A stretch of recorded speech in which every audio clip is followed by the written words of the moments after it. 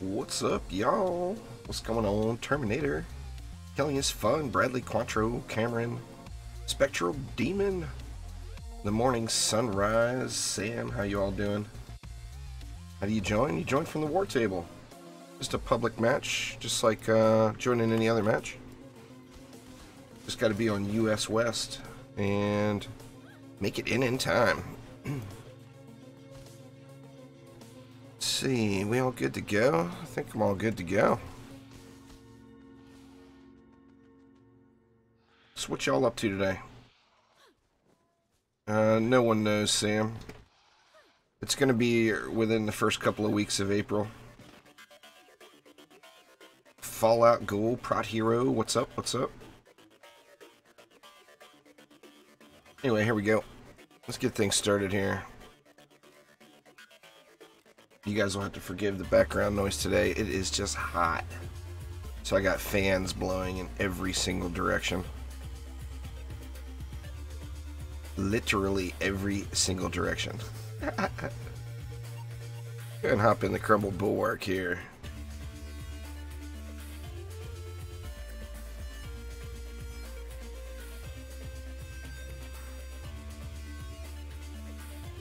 Cactus, what's going on?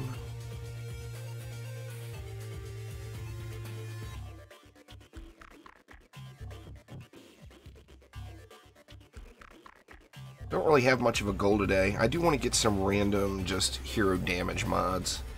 I started working on this Mystic here, and all of her armor is completely unmodded. So I would like to get that dialed in for sure. Who do I even have with me? EV, let's get somebody else in here. Let's get some proton beams going today. What do we got here? Frosty Destruction. Go Vamp. We don't need rate, right? No.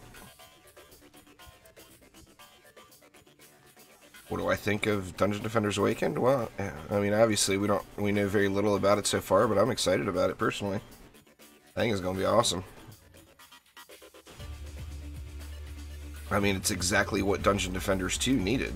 You know, we all know the state of Dungeon Defenders 2 and being kind of a buggy mess. Well, what it needs is Unreal 4. You know, it needs a better game engine, and it's not realistic to do that to DD2, so time for a new game. I'm on US West. There, Cameron. I'm always on US West unless I say something else. Unless I'm doing something like special on one of the other servers or whatever. Let's see.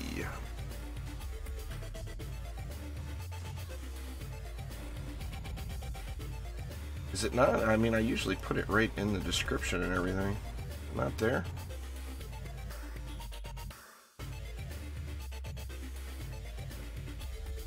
You guys will figure it out. US West, always, always US West.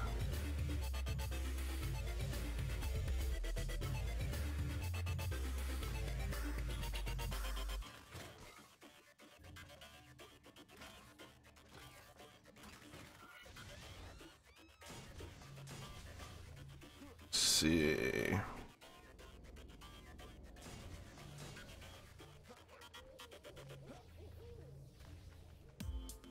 Yeah, well, let's go here for the flyers. I think we're good here. Quick, what's going on? Nothing really specific. Just wanting to get some, you know, want to get some Ascension. I mean, I need to get up to, my goal Ascension is 6,060. At actually, it would be 6,059. Or no, it would be 6,057. Yeah, 6,057 would be my goal Ascension to get to. Oh yeah, I did a little reroll in there, Equim. I was at the Defender Metal Cap, and I spent all 12K on Shadow Flames, and still didn't get the one I want. I wanted a heavy one with hero health on it. Can't find it? You're on the wrong server. Well, of course I pledged. I'm not going to discuss what level. I don't think that's important, is it? I spent more money than I should have. I'll leave it at that.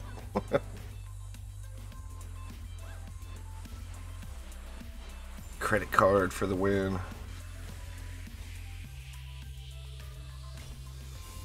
I pledged within 5 minutes of the Kickstarter launching.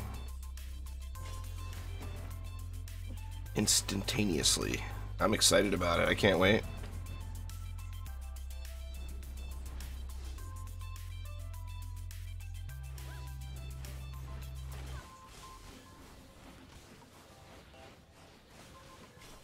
I wonder if any of them have sold, or I can't look during the wave.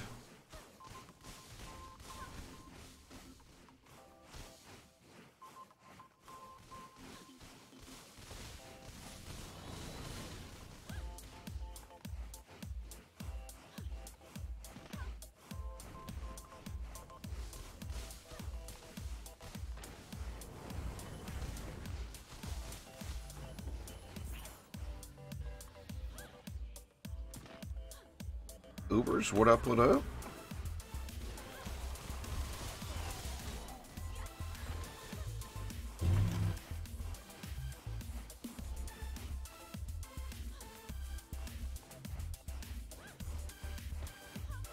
DD1, there's lots of stuff to do, Cassidy. Just decide what you want to fine-tune, what you want to start working on. You can target farm things in DD1. You know, like, you want to find some good accessories, try out Winter Wonderland. If you want to get good armor pieces, just run, like, Moonbase Survival would be the place. You want to get weapons, Moonbase Campaign works. Akatiti Jungle is good. That's one of the things that's much nicer in DD1 versus DD2 is you can target farm anything you want.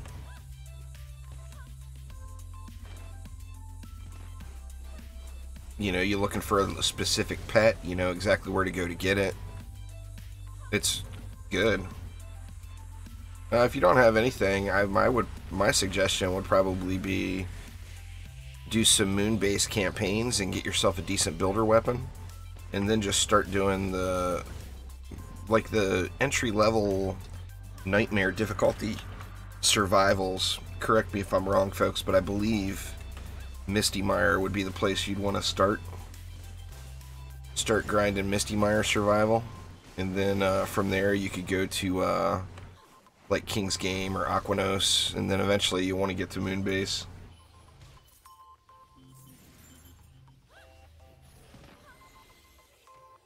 Your Ascension doesn't really matter.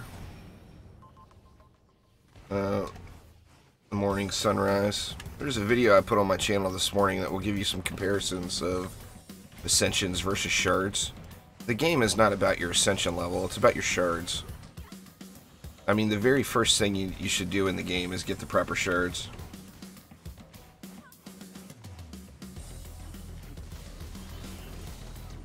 Well, it doesn't matter. I mean, it's all about what kind of gear you have there, Cassie. You don't want to do it on easy, though. You're going to get junk gear. Moon-based campaign is really easy.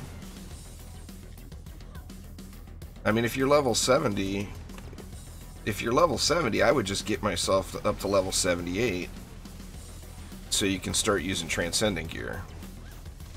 So, I mean, I personally would probably just do that, but I like to always fast track it to the end game state. So I would just keep grinding and playing and get yourself to level 78 on your builders, and then you can use Transcendent gear. Oh, no doubt there, Shinobi. I agree 100%. Mini Ty, Mia Culpa, what's up, what's up?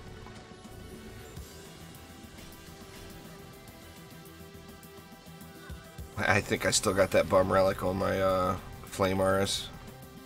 That's alright. We run into Drakenfrost Keep. We'll be set.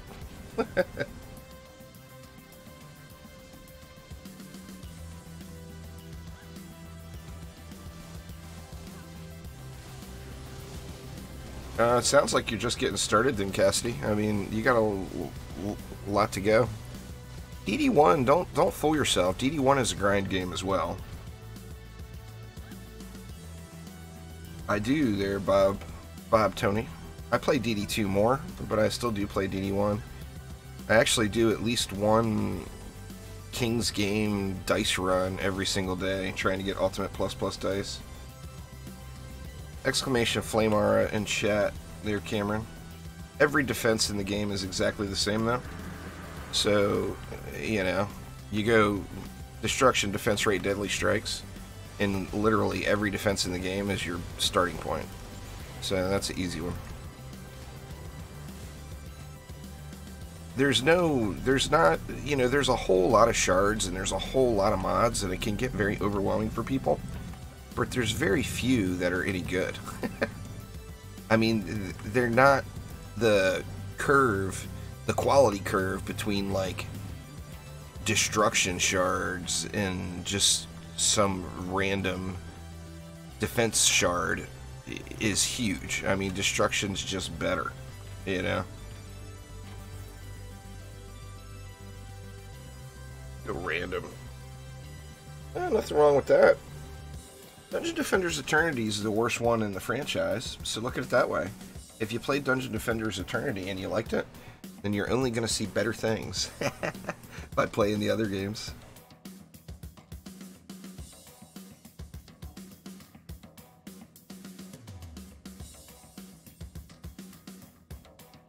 I personally like DD1 better, but I did play Eternity as well.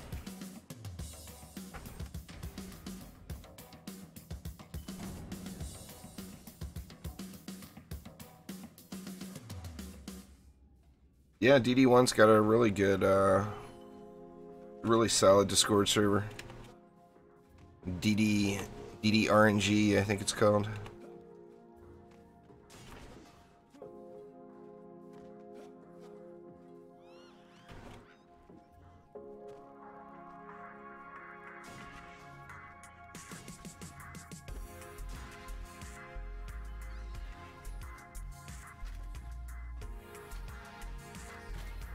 They do all kinds of events and giveaways and stuff.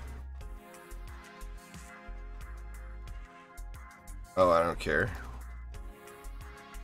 If it's a group that I'm a member of, you know, by all means, I'm in that Discord. I mean, there's a lot of really, really good players there. That's the place to,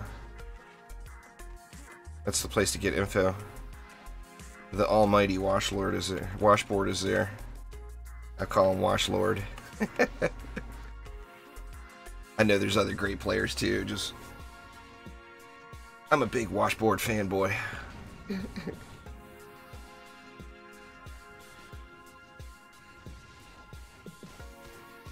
And dude's got all the good stuff.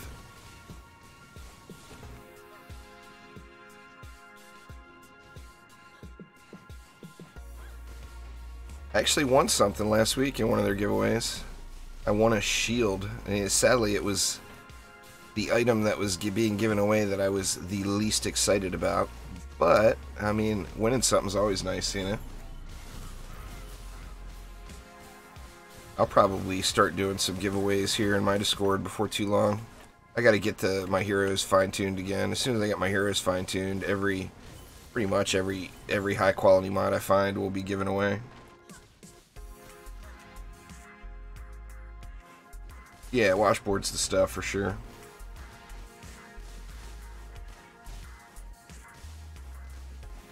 Well, you know what you need then there, Morning Sun. If you don't have Destruction and Defense Rate, then go get your Destruction and Defense Rate. Deadly Strikes is more of a overall quality of life, making your defenses have larger range, you know?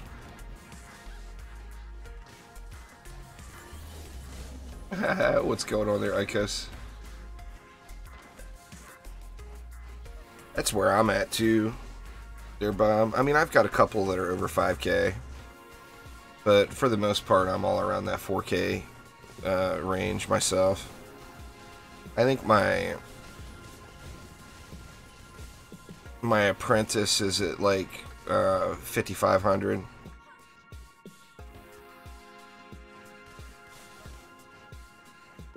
I think my monk is like 45, close to 5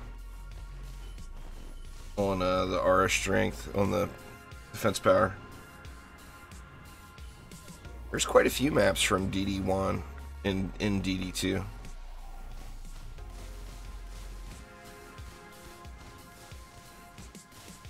That's one of the reasons I don't really get the people that are hating on the DDA about there being maps returning. I mean, there is a lot of maps in DD2 from DD1. I mean, this is what? Foundries and Forges? There's the Magus Quarters, is Molten Citadel, Bastille is Glitterhelm, Drakenfrost Keep is Royal Gardens. Or no, Drakenfrost Keep is Spire. Derp. Royal Gardens is the Wild West map that never released.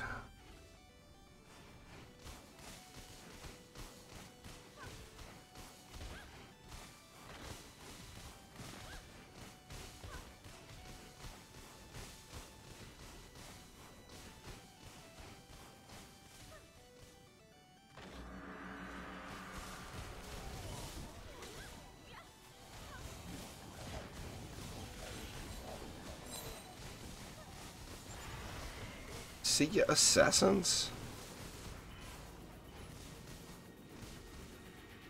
Or Keep is Royal Gardens? What is Spires? Or maybe Spires was... I thought Drakenfrost Keep was Endless Spires.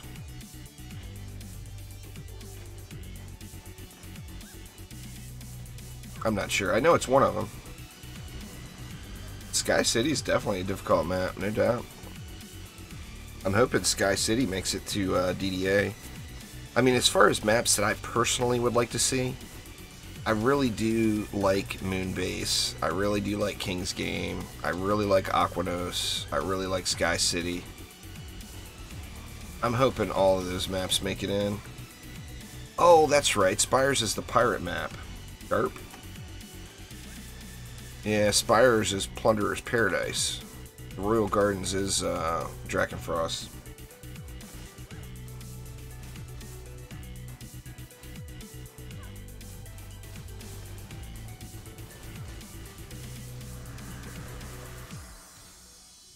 I do really hope Aquanos...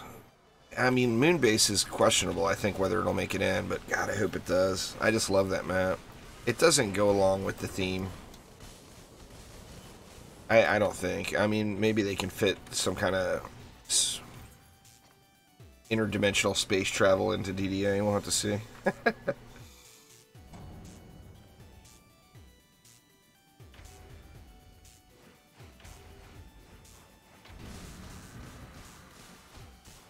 Yeah, Glitterhelm.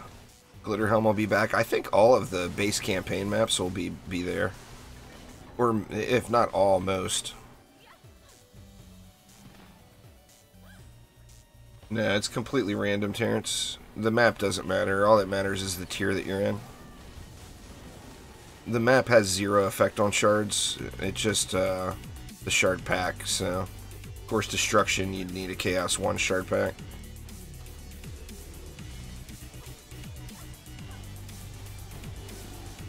So, you just got to do Chaos 1. For now, once the update comes, you'll be able to buy that bad boy with Defender medals. Anxious to see those prices.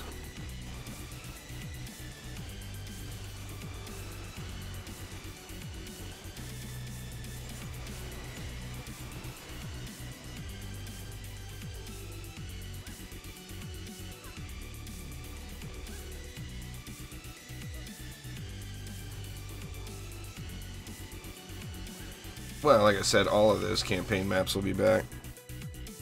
My guess, anyway.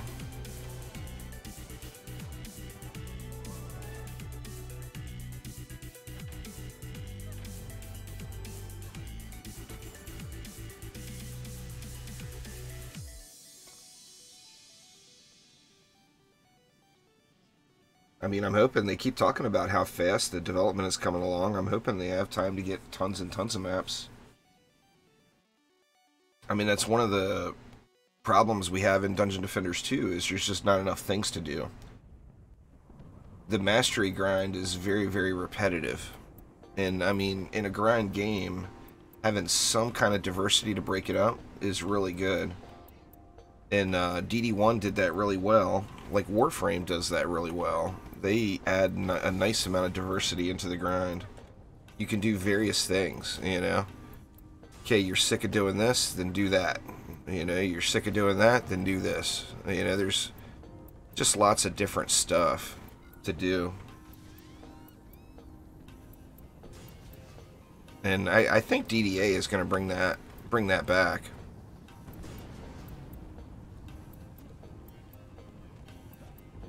I'm stoked too. I wish it wasn't so far away. The good thing for me is I'm going to be moving soon. So I'm going to have a completely different gaming setup and streaming setup by the time DDA launches. So I'm just excited for that time frame to get here in general. I mean, I'll have a dedicated streaming area again. Can bust out the webcam, have good internet, all that stuff. Right now I've got the best internet available in the entire county, and it's just bad. It's great for downloads, but it's unbonded networks, so my upload speed and consistency is just terrible.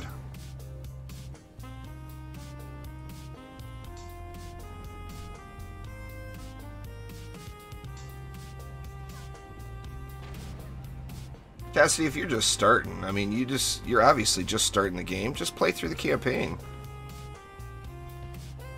I mean, get yourself through the campaign. Get some levels going.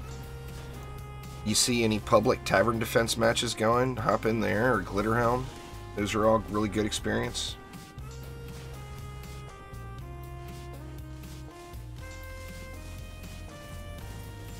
Ramparts is not very good XP, no.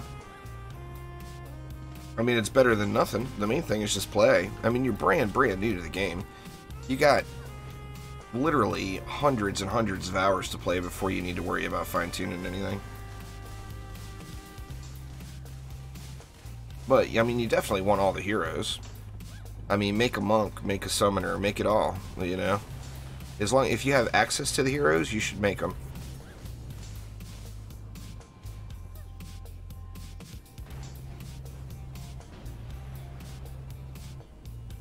EV, a summoner, I mean, an EV, a summoner, a monk is literally in 100% of the builds I use. Every single map. What's going on there, Andreas? How you doing?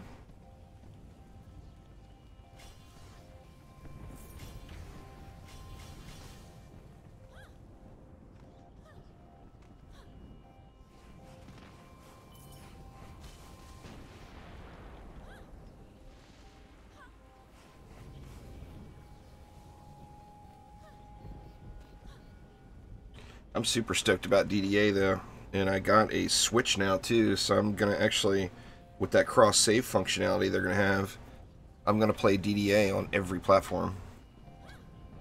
So I mean, the first few days I'm gonna be grinding it out on PC.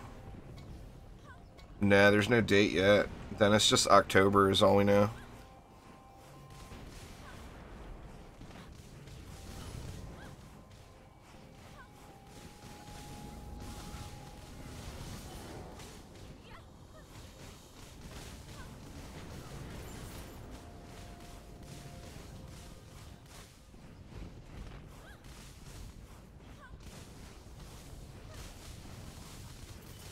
I actually was kind of surprised. I think you're not alone there, Bob. I looked up the Steam numbers yesterday. Now, that's not 100% accurate representation, you know? But I looked up the Steam numbers yesterday, and at the time when I looked, Dungeon Defenders only had 20 less players than DD2 did at the time. I mean, Dungeon Defenders has got a big surge of players that have gone back to the game. Hours spent on DD1? I don't know, because it's on multiple accounts, but I'm guessing it's probably around close to 2,000 maybe? 1,500 to 2,000? So, I mean, I haven't played a ton of hours on it, but I did spend some time on it. you know. Nowhere near as much time as I played DD2.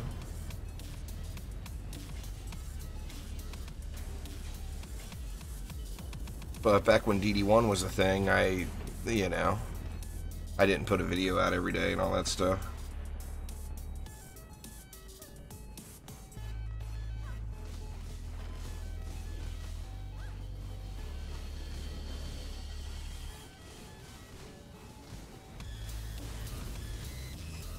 But yeah, big number increases. In fact, I'm going to look right now.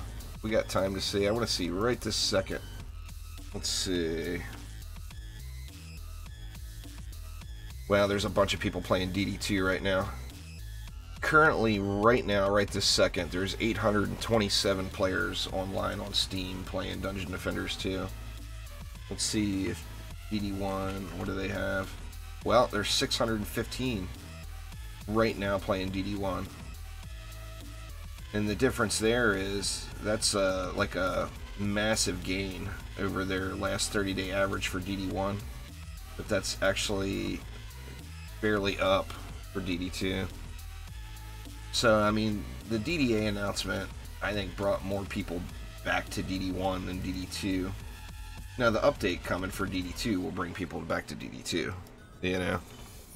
We just need to get that update here.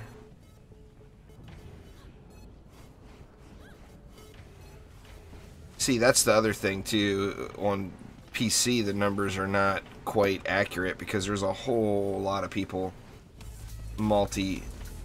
you know, they're multitasking or multi-boxing.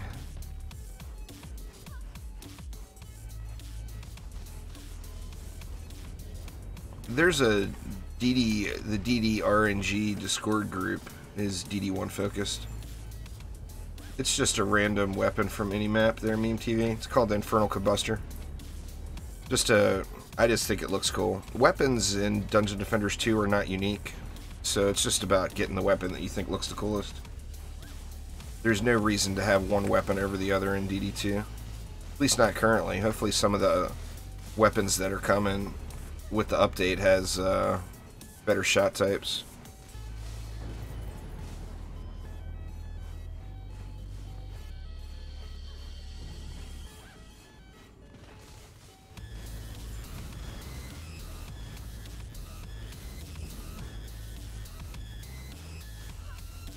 Well, I mean, that's multiboxing. Andreas, you're playing 2 accounts at once. Multiboxing is a generic term. Sandboxing is when you're doing it all at one machine. I do the same thing, though. When I play with my main and my alt, I use a laptop. When I'm doing that, it's normally AFK grinding. So I want to keep my PC for Netflix and my main account and all that. DDA, all games, all platforms will be at the same place. It's not going to be like DD1 was, where PC got DLC and Xbox didn't. Everybody will be at the same point in the game. There's not going to be anything that releases for PC. I mean, I don't think so. If they were going to nerf the weapon manufacturer, well, they already did nerf the weapon manufacturer. Diminishing returns is a direct result of the weapon manufacturer. So, I mean, you know, the weapon manufacturer is not as good as it was before diminishing returns. I don't think there will be another nerf. I could see them. I mean, I personally think that the smartest thing to do with weapon manufacturers is to just make shocking revelations elementally attune the weapon manufacturers to storm damage, and then you'd have to have another defense using the water damage. So, I mean, I don't know if they're going to do that. I don't know if they're going to do anything. I mean, they're not going to tell us anything about that until the update would get here. It would be in the patch notes. We wouldn't find out until the day it releases. I don't think they're going to do that, Andrew. I mean, I would not complain one bit. That dragon is irritating, especially with it's so buggy. The weapon manufacturer is strong, but I mean, it's not its strength is its area that it covers. As far as its uses, it's not really stronger than, say, a Boostar with a Frostbite Tower on it, and a Boostar with boosted Grasp and a Frostbite Tower. That combo shuts a lane down. Plus, you're getting the boost out of it, too. Thank you very much for subscribing there, Jorge. I do appreciate you.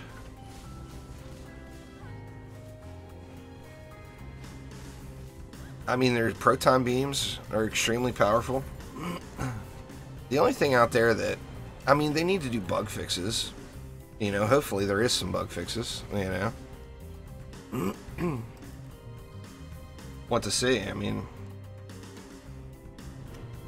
want to see how much they're going to put into it.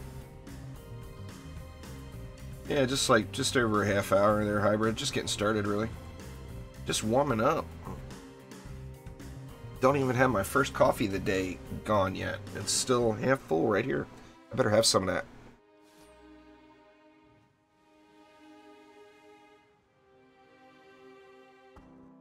I mean, weapon mans are strong, don't get me wrong. I'm not trying to discredit them in any way. They're super strong. But you get into super high onslaught, they almost become required, you know? I mean, I never pushed really high myself. I got it to, what, 320-ish? But I can't imagine people doing the super high floors doing it without weapon mans.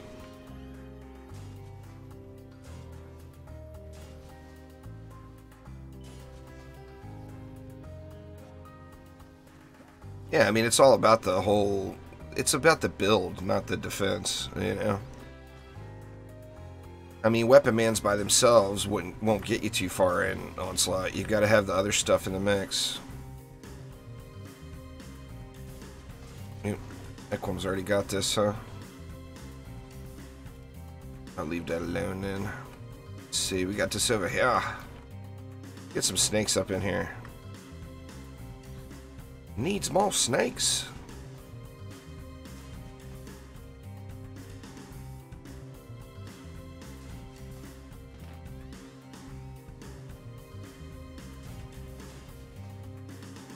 I'm using that Goboom.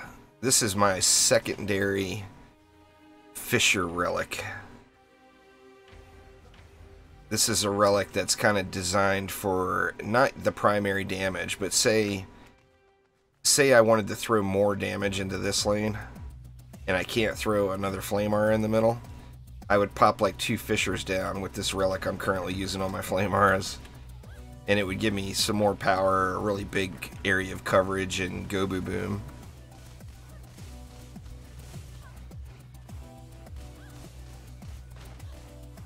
Oh, I hear you, Slick. I mean, October is way too far away. Snakes do really good DPS. There's only one problem with snakes, and if that wasn't there, you would see people using snakes all the time. It would be a meta defense. I mean, it's for 30 DU, it hits harder than like a cannonball. It does more damage. The problem is more than one beam can't hit a single target. So if an ogre comes out here, only one beam out of these 9 possible beams is going to attack. And that's the problem with the snakes. If that wasn't there, you would see people using snakes all the time. I mean, they're really, really good.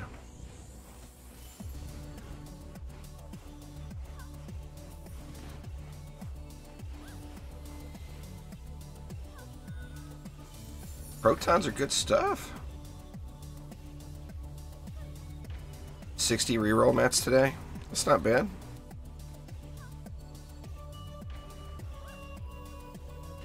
You get a ton of them when you're doing the Ancient Power grind. You already know that, I think, though, don't you, Mia? I think when I finished AP, I had like 2,400 rerolls, something like that.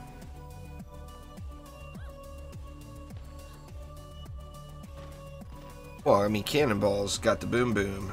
There, Herburn. That and Cannonballs are better in the regard of, you know, you can put 10 Cannonballs here. There's one ogre, all 10 Cannonballs are going to smack that ogre. Where if you had you know, just these 3 snakes, it's not going to get that benefit, you know. Get a little freeze going up in here. I don't like them lady orcs pushing a little too far.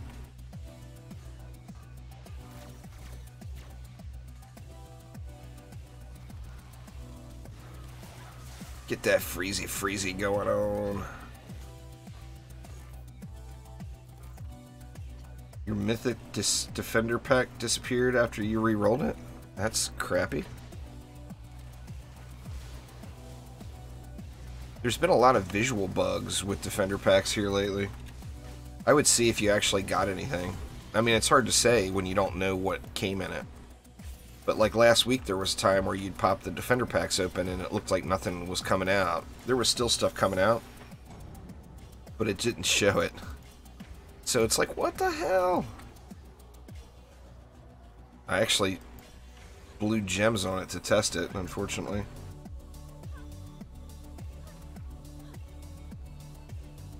There's a lot of shards that are bugged, Mav, so it wouldn't surprise me. I don't remember what the shard's called.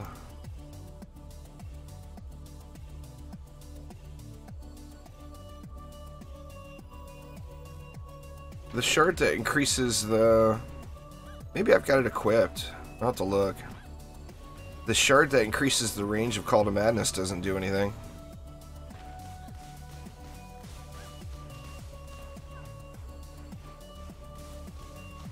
It's busted.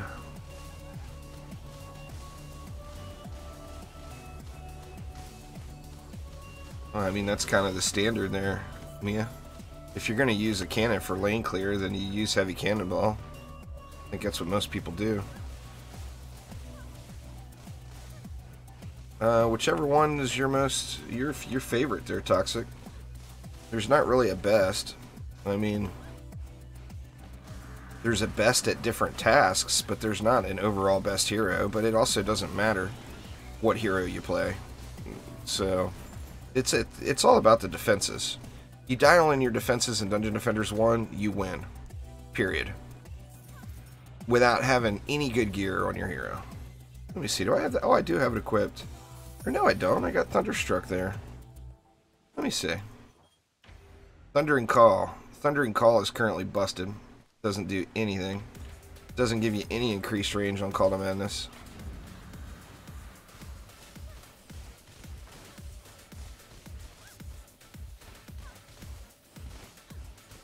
Sadly, it's been busted for a long time.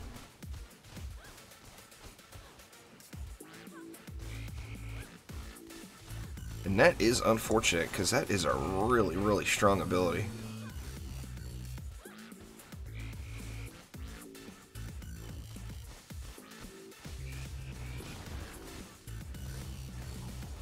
Nah, Satisfactory is actually better solo, Andreas.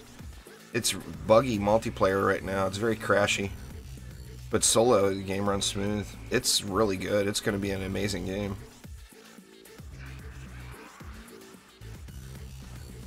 I mean, if you have the ability to do it, I would say, hell yeah, it's worth it.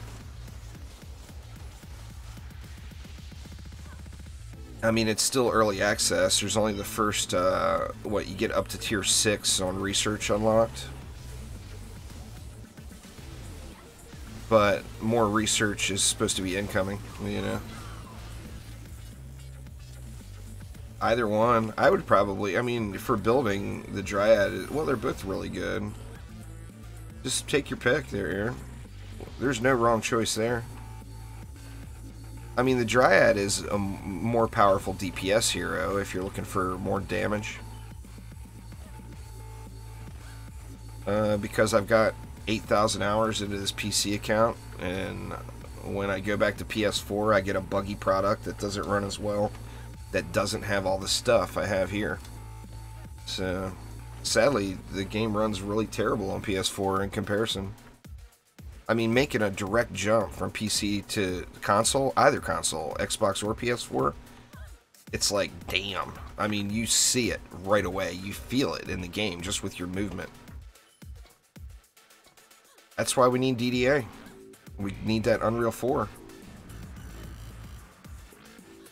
Not really trying to get anything, Nabu, just kind of mindlessly grinding Ascension.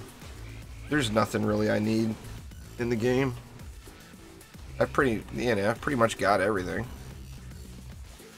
What I don't have is 6,057 Ascension, and that's what it's going to take for me to 100% max out one defense.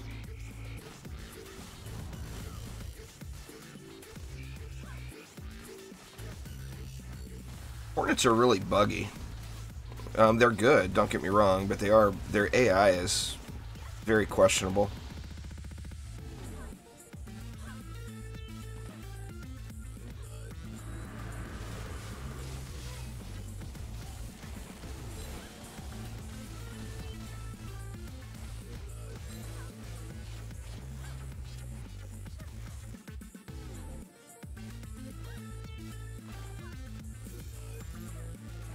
I don't plan on doing any Onslaught, if you're asking me. I'm done with Onslaught until they add those weapons in. Just got no interest in it at all. I've already done actually 3 Onslaught pushes, if you count since the very beginning. I just don't plan on going again. Hi. There's no reward. You know, you get 0 reward for doing Onslaught. It's just a can you do it thing, you know. Well, I've gone as high as I'm interested in going, so I'll probably never do another Onslaught push without them adding in some reward. I mean, you get the same amount of loot, the same quality of loot on floor 900 as you do on floor 32. There's 0 difference. And you know what? It's not as much loot. It's not near as much loot as you get in Expeditions. What's going on there, Numinator? Thank you very, very much. Yay! My stuff is finally going to come into play. I had the grind set up for this map. How did I find out about Dungeon Defenders? I was a big Orcs Must Die fanboy, and there was a guy named Toucan Sam that played Orcs Must Die with me. Orcs Must Die 2. And he was a big Dungeon Defenders fan. And he's who got me into Dungeon Defenders the very first time. There is no transfers to DDA moded. It's a new game. Why would you think you'd be able to transfer anything? Completely different game.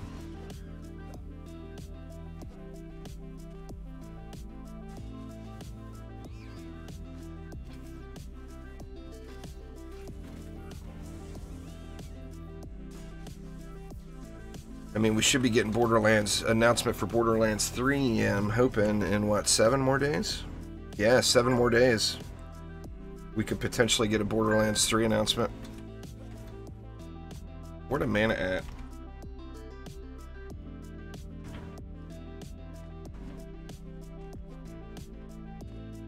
Where the mana at?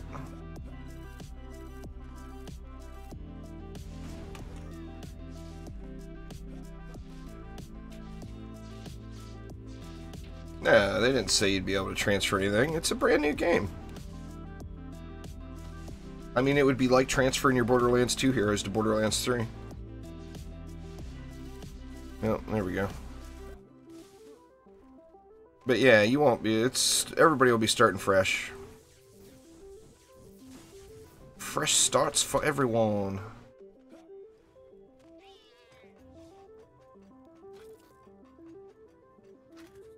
They said there's going to be cross-platform saves. Maybe that confused you.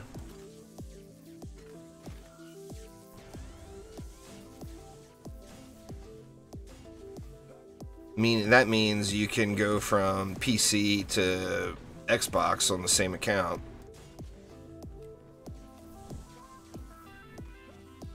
It's different for everybody. Morning Sun depends on your connection and your distance from Seattle and whatnot. If you think your stream is behind, then just refresh.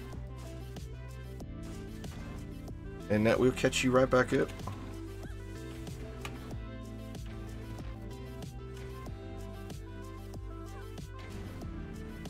I think they're gonna end up getting cross-play into the game as well. I mean, it's definitely the future.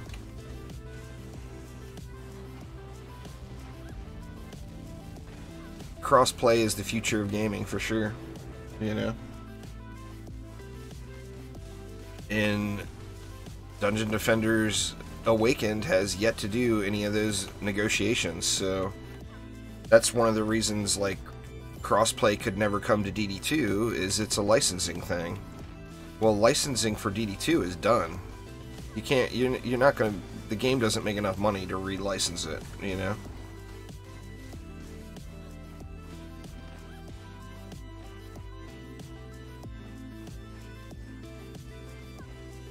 They said everything, they said it's gonna be DD1 themed, Toxic.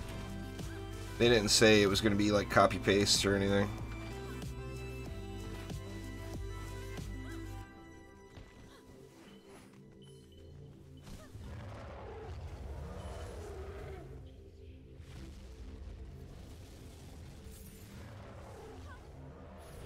But yeah, it should be DD1 themed defenses, and we know that the, like, one of the reasons we got such DD2 for iOS and Android, Equim says. But one of the things with DD2 that stinks versus DD1 is the speed caps. Defenses in DD2 are so slow compared to DD1, you know? But DD1 was running locally and was peer-to-peer co-op, where DD2, everything is being communicated through a centralized, a central server. Everything gets reported, so every time this flame aura does damage, every damage tick gets reported to the server. Every one of those numbers flying are all individual ticks going to the server. They're all individual pings. And that means that you can't have those super fast defenses. I'm really hoping this DD1 flavored speeds return, though. I love that stuff. It's such a nice goal to work up to, and then seeing its instant gratification, you know?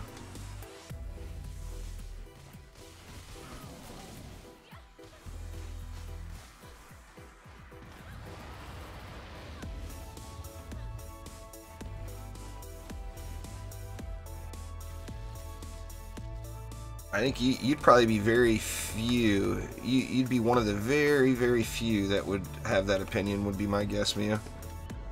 DD1 towers, in my opinion, are far superior to DD2 towers. And it's all about those speed caps. I want my ballistas to go pew-pew and be a laser beam. You know? I want my buff beams to actually do something. I want auras to tick at such a ridiculous rate that numbers just scroll like mad throughout the screen. I mean, that's the stuff I absolutely love.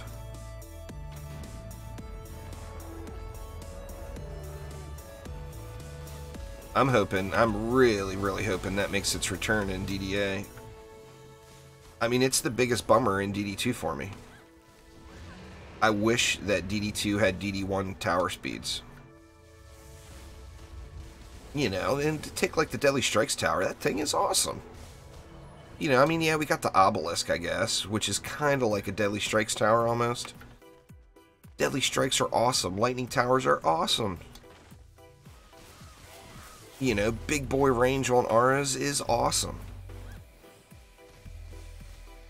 I think, I just, you know, I mean, we've all got our personal preferences, but I definitely like the DD1 flavor of towers better, personally.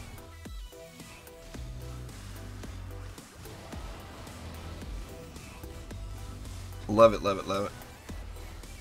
What's going on, Jordan? How you doing?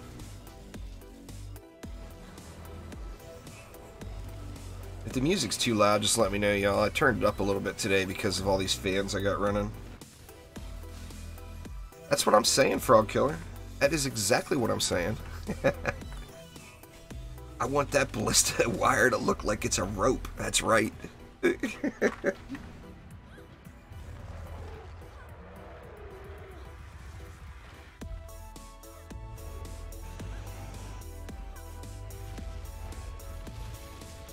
I can't wait to get this Mystic dialed back in there.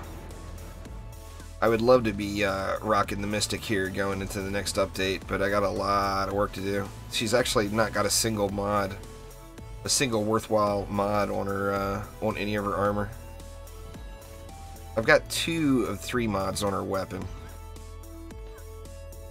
but I haven't gotten any of her armor mods dialed in. I've got the mods, it's just a matter of grinding out the defender medals and the materials to swap them over.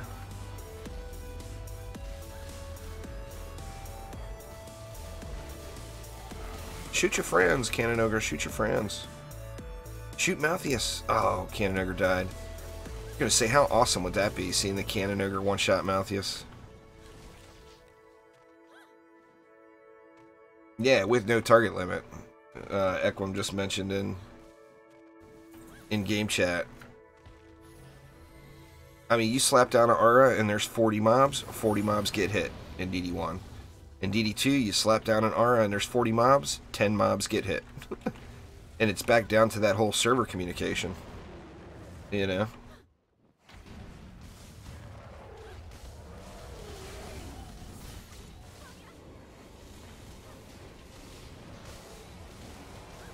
They gotta limit the amount of info that's being reported to the server. So they do that by lowering the amount of targets we can hit, lowering the speed caps, stuff like that.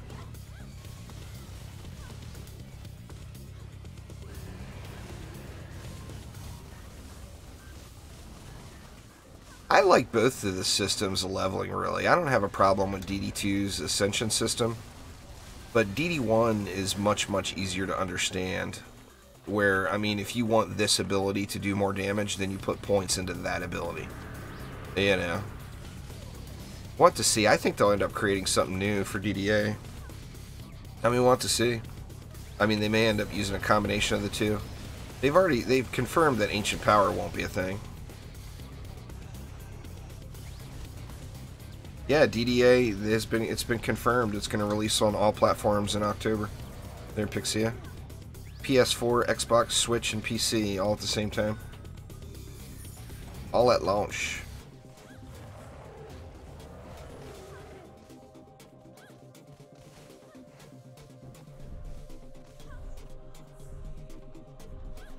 I did some public matches last night. It was a little discouraging. I actually did it as a test. I just logged in and I queued up public matches, and I didn't put like juice or anything in the title. I just left the title the default.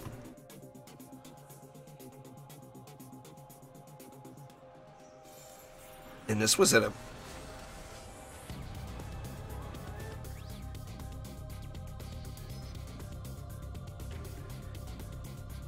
pardon me, do not inhale the coffee. Oh my god. Whew. I went and inhaled the coffee. Anyway, I did a test last night just to see on US West, you know, because US West always seems a little bit low in population. And of course, US West is the closest to me, so that's the server I play on. So it was like at like 7 or 8 o'clock I started running public matches in Chaos 7 Expeditions last night. And I played for about an hour. So I did like, what, 5 or 6 public matches? And not one person joined me the entire time. I was kind of surprised. Switch back over to the Protons. After this map, I'll pop back out and make a new group. Give everybody a chance to get in here.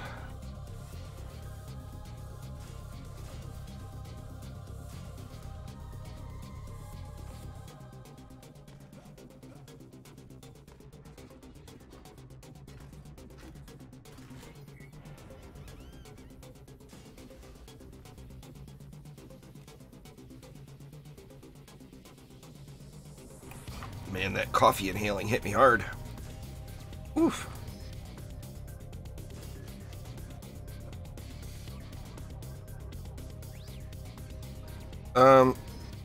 Yeah, the EV1 and DD1 is great. I don't know if I would say better, but the EV1 is definitely a awesome hero in DD1. I would, not even for not the physical barriers. I mean, I do like the physical barriers, don't get me wrong. But mainly the buff beams. Buff beams in DD2 are kind of a joke. I mean, they're expensive and you get like no utility out of them at all.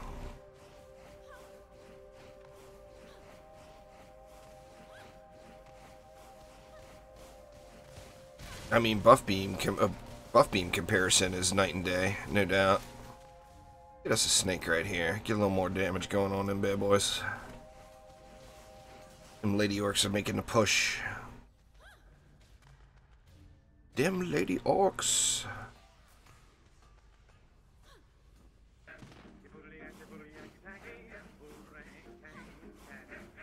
There you go, David. David's not even here yet. Well, I mean, it's personal preference, really, Brady. I would say get the EV2, but that's just me personally. I'm a big EV2 fan, so...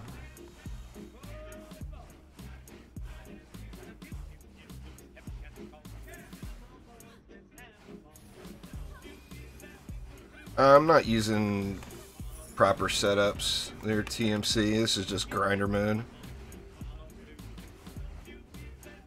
You want to see a flame or a spotlight, they're in my spotlights playlist on the channel. You can just do exclamation spotlights, it'll give you a link.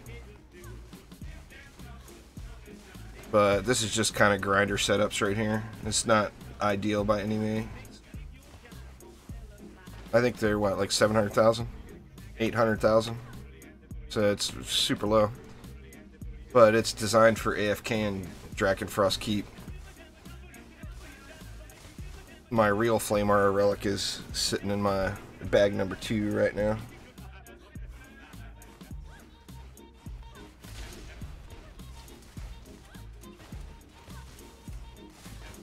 Oh, no doubt, Frog Killer, I agree.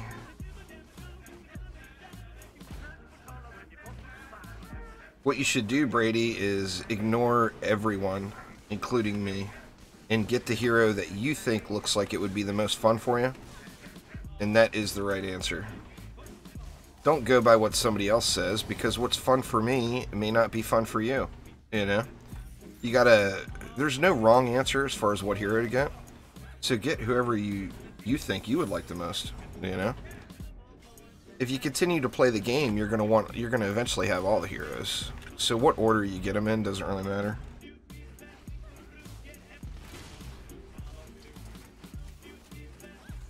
But that's the best advice I could give is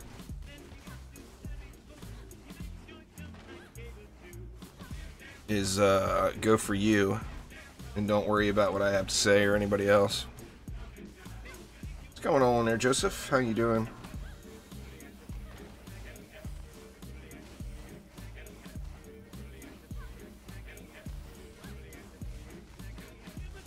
Anya, how you doing? Since nobody wants to type it in, here you go, guys.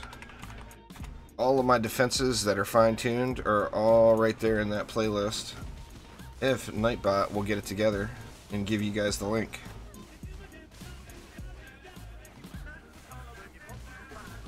Your tooltip stats really don't mean much, so it's...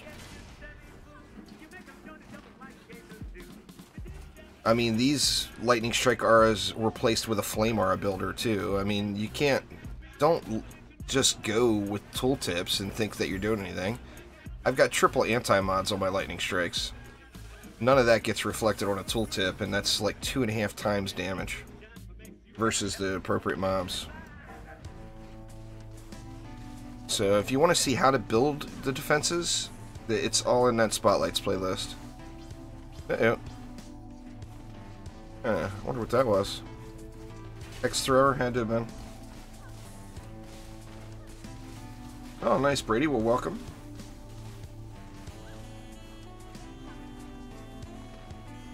No one can answer that for you either there, Morning Sun. I mean, you can get every hero for free. So it depends, you know, what your budget is and how much you want to grind the game. I mean, you don't have to pay for any hero. You get all that stuff. all the stuff for free. The only thing that you have to pay for in DD2 is inventory space.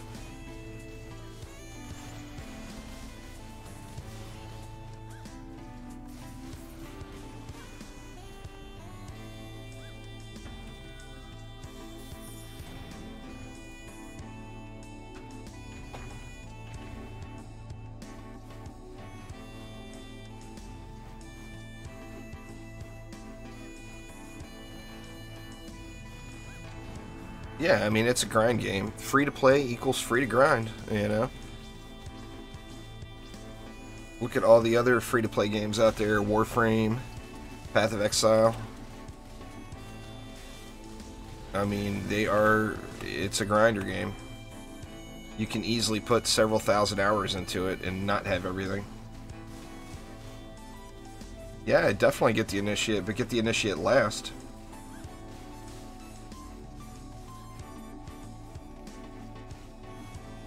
Nothing wrong with the Initiate at all. In fact, the Initiate is super, super strong. The problem with the Initiate is she doesn't do the damage. She makes the defenses do the damage, so people don't get to see it. So it doesn't give people the gratification. But the Mystic is super, super strong.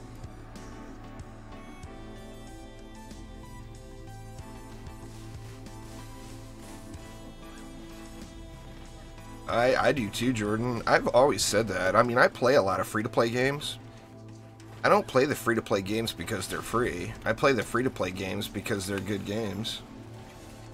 But I cannot stand the free-to-play business model. I mean, if you're going to play the game, you know, pay 20 bucks, 30 bucks, 40 bucks, whatever the cost of the game is, and you have the game. You don't have, you know, if you're going to unlock anything in the game, it'll be achievement-based. I mean, I prefer that 10 times over free-to-play games. Every game with a free-to-play business model, you can end up spending way more money than you would spend on a game buying it, just buying it by itself, plus DLCs. I mean, it's just so easy to spend a ton. Alright, I forgot to thank you guys, but thanks, y'all. I'm going to make another match here in a minute. I want to go out, give some other people a chance to get in, and clear out my bags and stuff.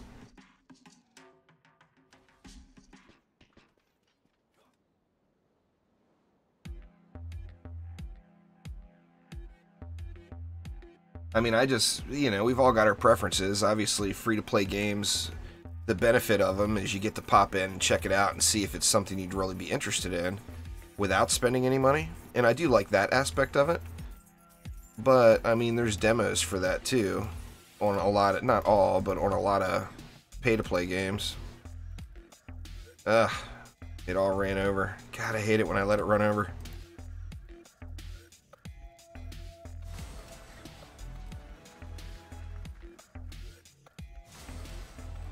Looks like it was just that stuff, though. Is there any other junk in here? I'm saving my medieval stick.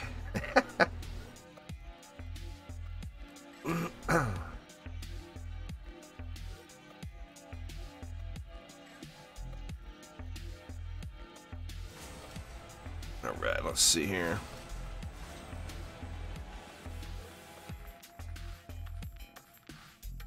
Come on, 10 out of 10 mods, where you at? Nothing. Get rid of all this stuff now. Oops. No, just from playing a lot.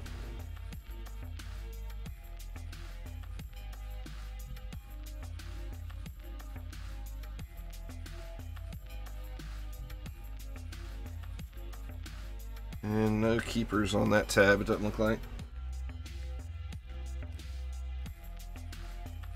Let's see over here. Did we get anything good?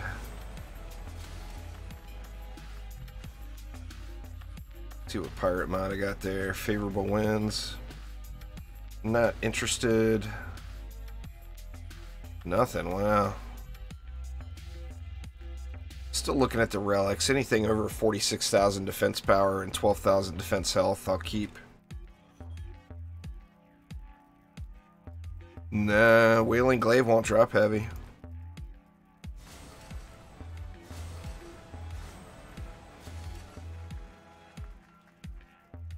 Sadly, that'd be cool, huh?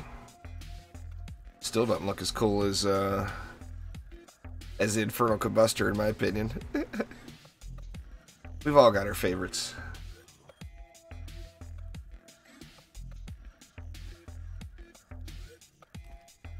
Yeah, I mean, light is what you wanted with that weapon when it was popular. You wanted a 4 per second, 5 projectile light. So you found what most people would consider the best thing for it.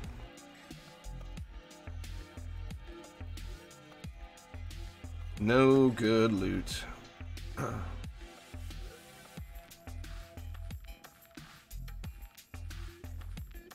Once you get your power level up a little, it is, Camden. I did a full reset with campaign gear only.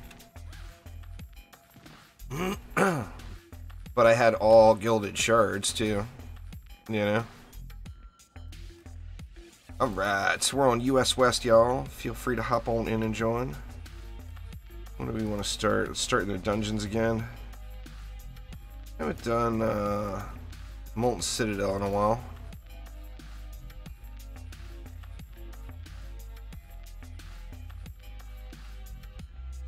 It'll take you longer. When I did it, it took me what? It was like 11 or 12 hours to do the reset in full campaign gear. Where using just throwaway junk on the floor, it was taking like 5 to 6 hours. Let's start off in the Citadel. Why not?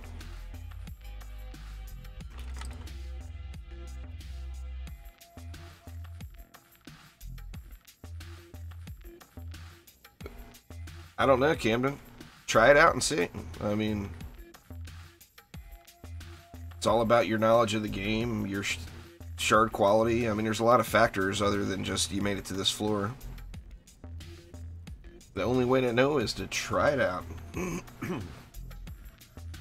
I mean, there's no doubt you would be able to complete the first few maps, like your minimum Onslaught maps.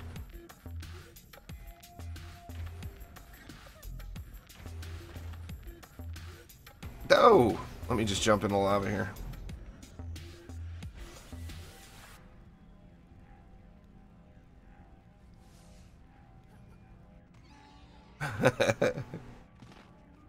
Nosedive.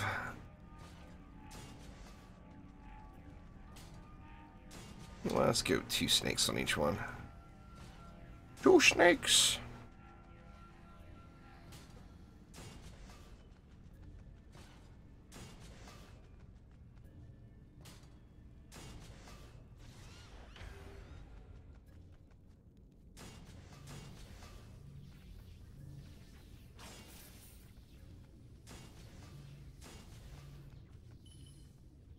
Let's see. Well, let me see how much DU I got left with those double snakes down before I throw any beams.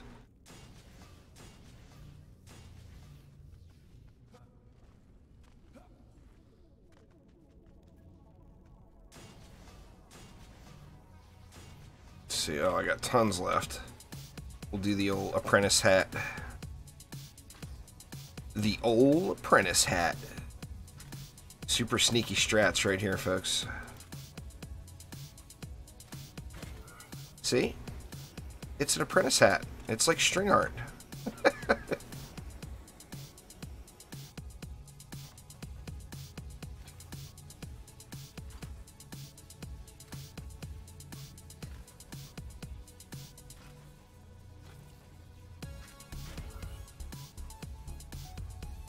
That hat has got issues, but it's still an apprentice hat.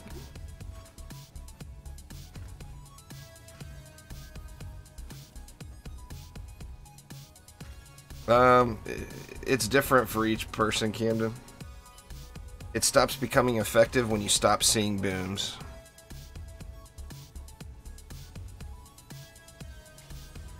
If you stop seeing booms, then it's not doing anything for you.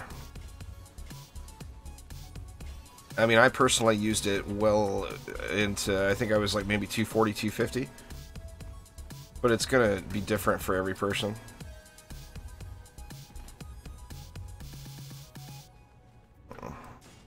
one Skyguard down for now since I derped it and spent the mana.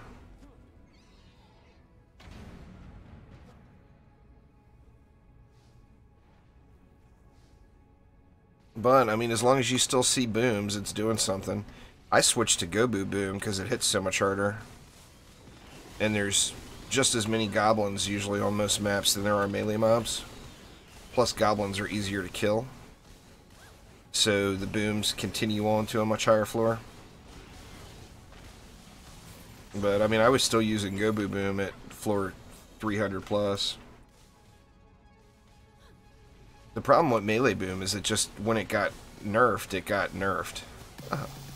I mean, it's just the value that it hits for isn't very much. But, I mean, as long as you're still seeing booms going off, it's still doing great lane clearing damage, you know?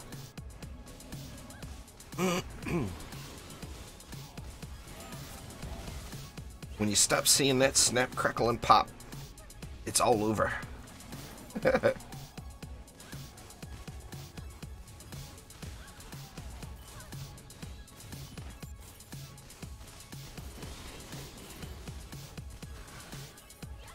You guys fight each other there, Flyers. What do you think of that?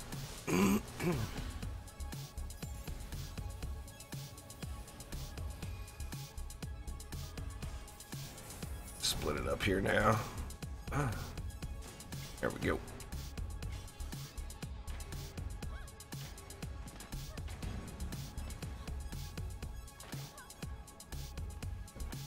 I would rather have high attack rate for the cool factor. I mean, if you had to choose between those two, I personally would rather have high attack rate. I want towers to go. I want them pop, pop, pop, pop, you know? I would much rather have something hitting it faster. Just for, like I said, just purely for the coolness factor. I love seeing the numbers fly.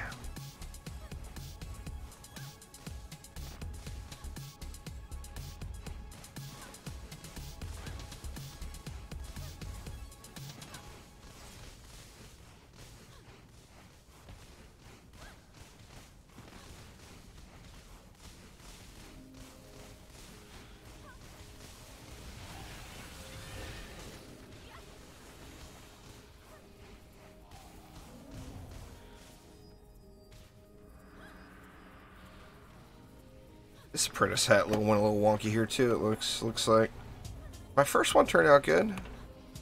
That one's a little sketchy too. It's like leaning over to the side a bit. It's a wrinkled apprentice hat. This one over here though, this one's top notch. That's a nice crisp sharp apprentice hat there.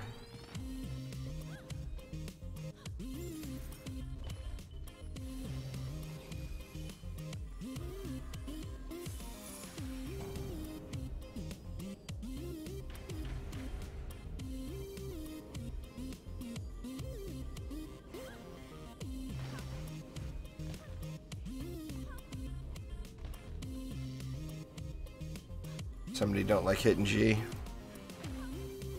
Hit the button! Thank you very much.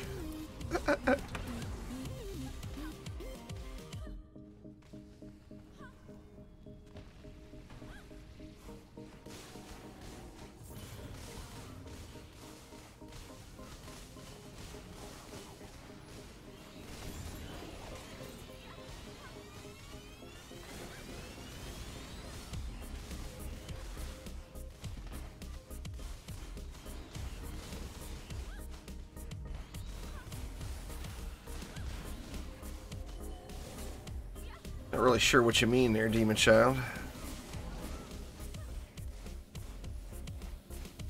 Head is so light. Oh, your head. The weather changes are getting to you? It's supposed to really cool off here today, but it's pretty warm today so far.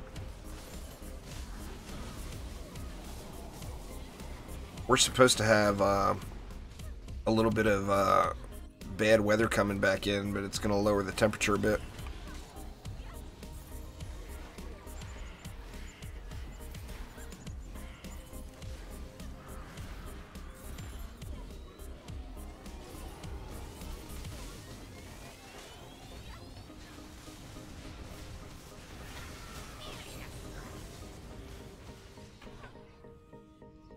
Oh, no.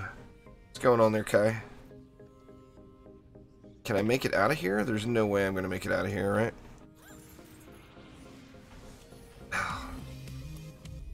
Look at me. Wall walking.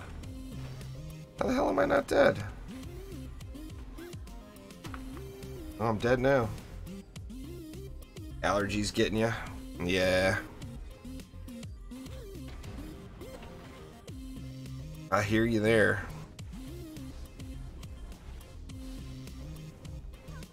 Allergies suck.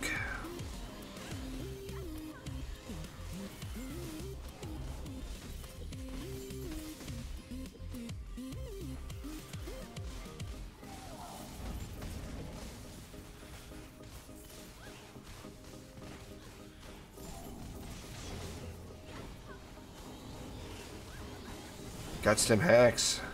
That's right, Terminator. Gotta have the hacks. I don't know what I was caught on. Or I wasn't on this one, I was on the other one. Not even sure what that was down there. Oop, it didn't work that time.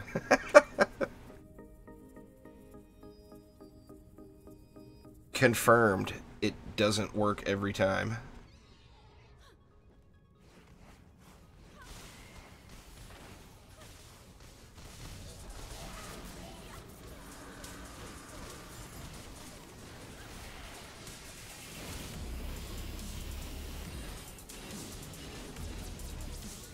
Get wrecked, baddies.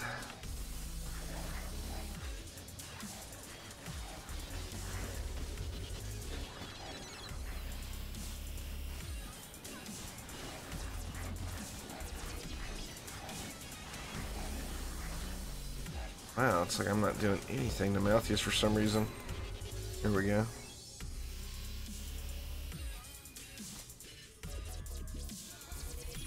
Ooh, that's all so close to greatness, yet so far away. Can't do a defense health roll that low. Unfortunately.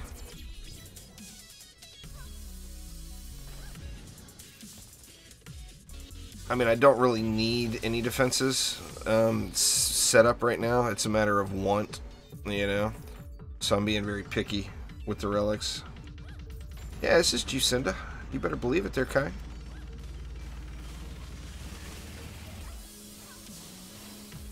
I don't think so, Demon. Not until it gets closer. I think the Friday before the update hits, they'll show some stuff. Like normal. I mean, they've never given any information away on those Friday fun streams. This week, I doubt they're going to do one. They said they might try to stream through Periscope.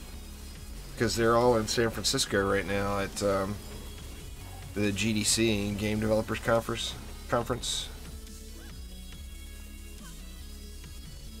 So I don't think that there will be a Friday stream at all this week. But maybe. You never know.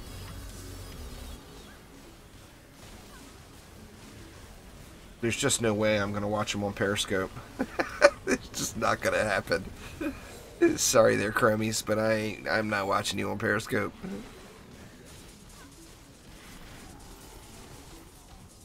Yeah, it's been too long, Kai. Been too long.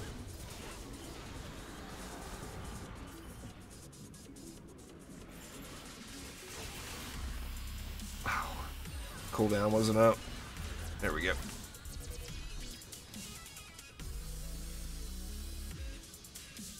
It's a big dragon fight.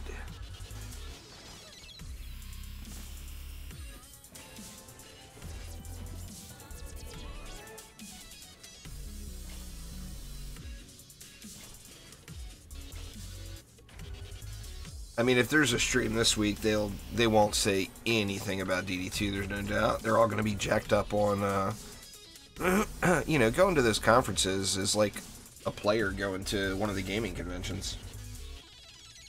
They're super fun, you know. So they're going to be all jacked up on conference talk and just want to talk about DDA, which is fine.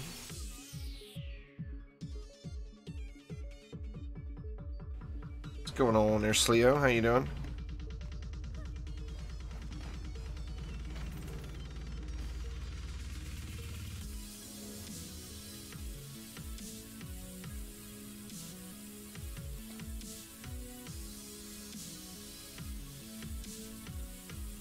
I'm still really hoping they end up making it to PAX Prime in Seattle. But it doesn't sound like they're going to.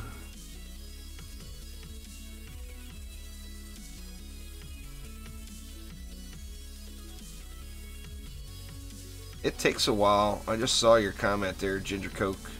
When you change your name, it takes a little while for it to update because it goes through the Google system. I don't have every cosmetic in the game, nah. I wish. I do not. I'm a victim of RNG just like y'all are.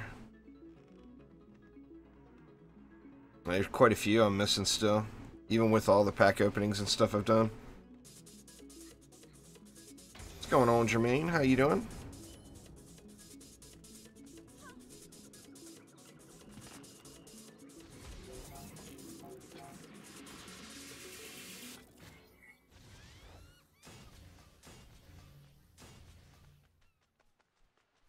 Not really looking for anything in particular.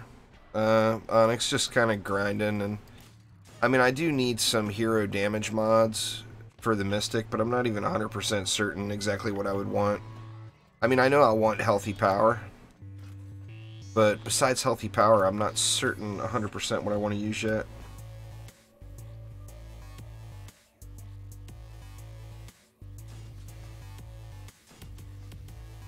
I think I have all the Gunwitch stuff already, Kai.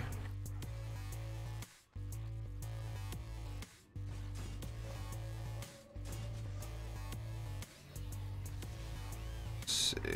Let's get a little spawn campy here. Spawn campy. These guys got such a long walk.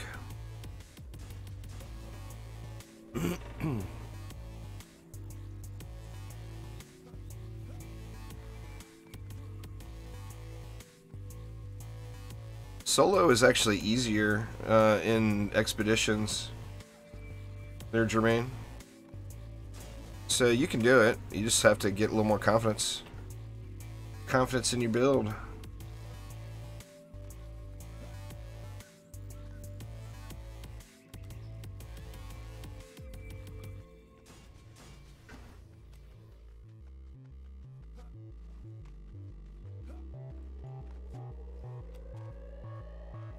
Where the rest of the mana at?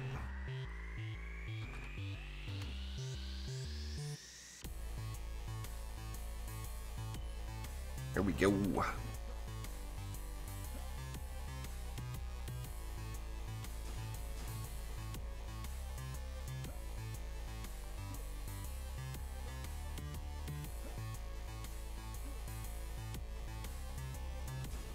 Oh, I didn't see Mini Ty was here. What's up, Mini Ty? How are you?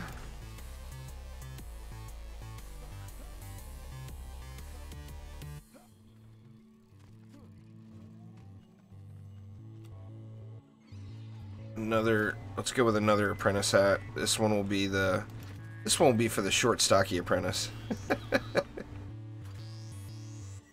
That's not even an apprentice hat, that's just a triangle. Who am I trying to fool? It doesn't work. It doesn't work on this map.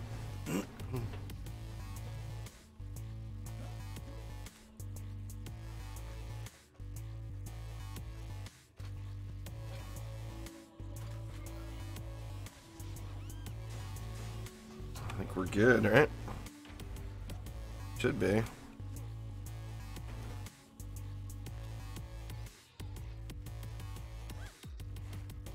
Hunt Witch with the Raven Crimson Wings. I like that. I really like that that newer Gunwitch costume. It just looks so cool.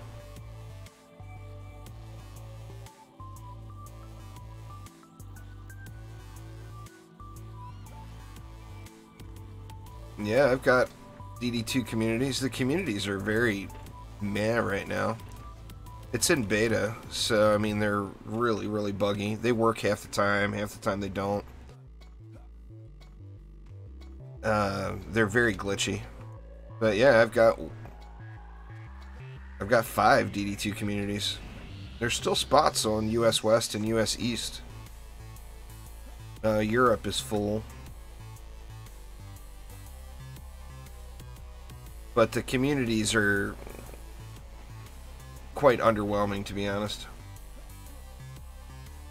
Basically, it turns out where all it really is cross-platform chat that only works about half the time, so nobody uses it. Or not cross-platform, cross-server chat, pardon me. So, like, I can chat with somebody from Europe. Let's see if anybody's on right now. And that's West. That's Europe.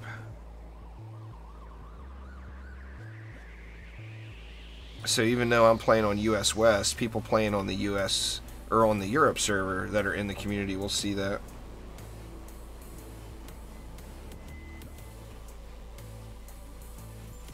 Probably more than 10%, I would guess, Kai. Now, Onslaught is not good for any sort of loot, whether it be shards, gear, weapons, anything. You basically get all of your equipment from Expedition mode, Jermaine. Onslaught is about the worst place to farm anything at all in the game, except the things that are Onslaught exclusive, like Chaos 8 amps.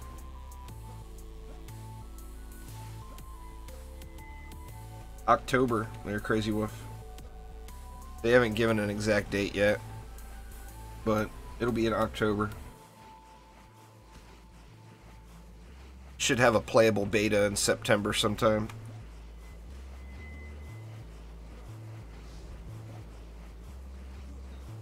Oops.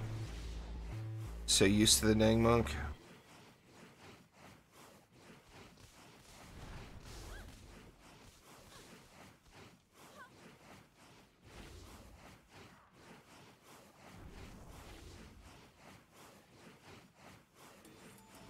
It's not cheap, but that's a fair price there, Kai.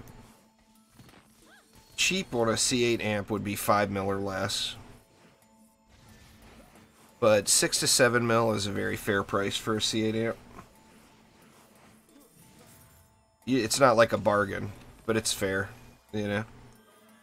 What's going on there, knee biter? How you doing? You should push as high as you want, or as high as you can there, Ginger. There's no set floor that you should go to or stop at. Each player, you know, each player has their own goals.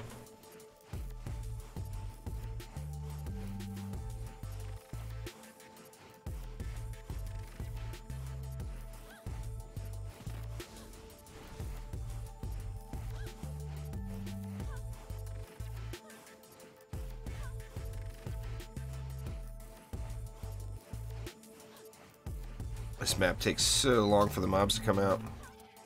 This one is Spires. I was confused myself earlier. But yeah, this one is Endless Spires here. Doug, what's going on, man? How you doing?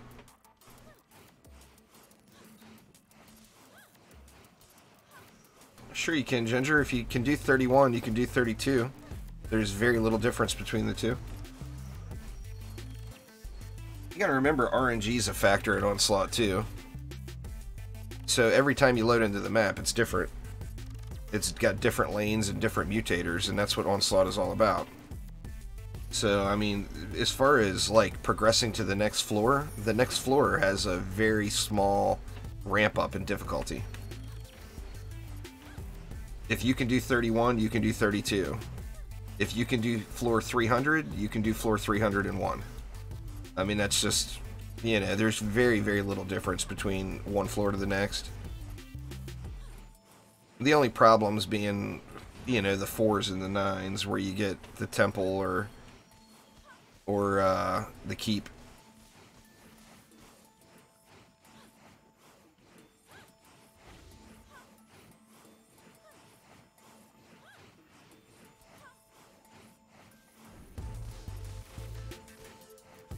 Quicksilver! What's going on there, Quick? How you doing? You got your Umbral Formas yet there, Quicksilver? I saw what it was going to take to get them and decided not to.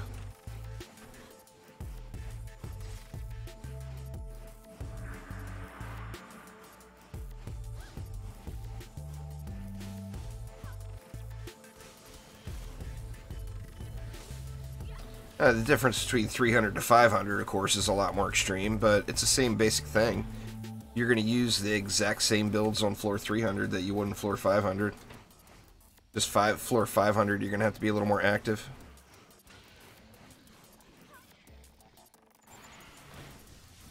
Not yet.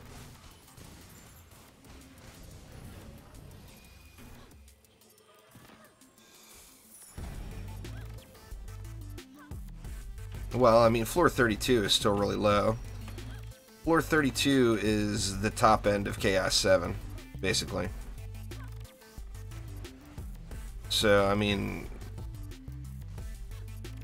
Onslaught's about one thing. It's looking at the lanes, looking at the mobs that are coming, and looking at the mutators, and building the right thing. If you just try to spam stuff throughout the map, you're just not going to do good, but that's like, you're defeating the entire purpose of Onslaught if you do that.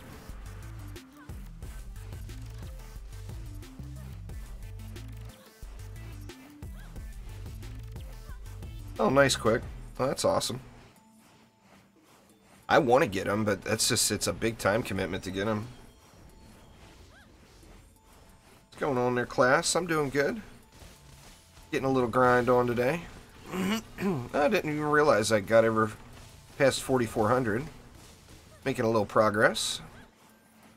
I got what? What did I say? 6,057?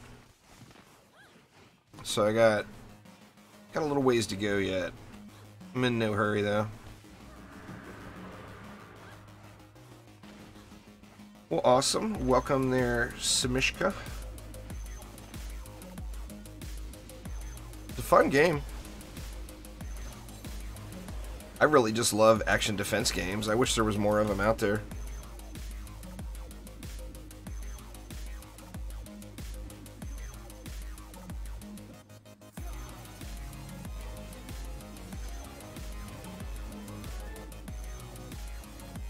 You only be able to get one Umbral Forma, which frame to put it on? Well, I mean, that's gonna... Every person would be different. I personally would throw it on Mag Prime. But I'm a Mag Prime fanboy, so... But that would be my personal usage of it. Where's my piratey weapon? Turn the tides. Don't need another one of those.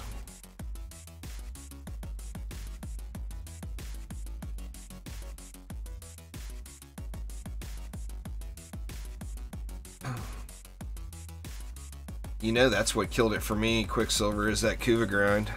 I'll definitely be back playing some Warframe when Railjack launches. But grinding that Kuva for that one stupid Catch Moon Riven just did me in. I outgrinded myself.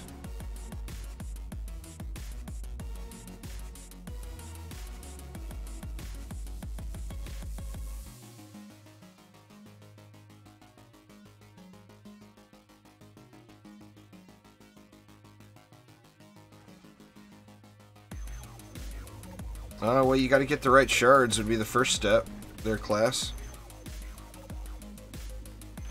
Once you get the right shards, then focus on the mods.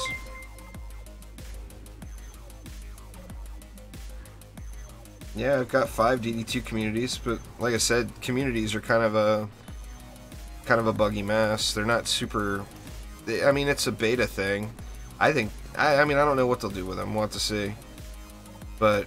Like I said, half the time they work, half the time they don't, and all they really are is cross-server chat. They don't allow you to do any matchmaking or anything like that.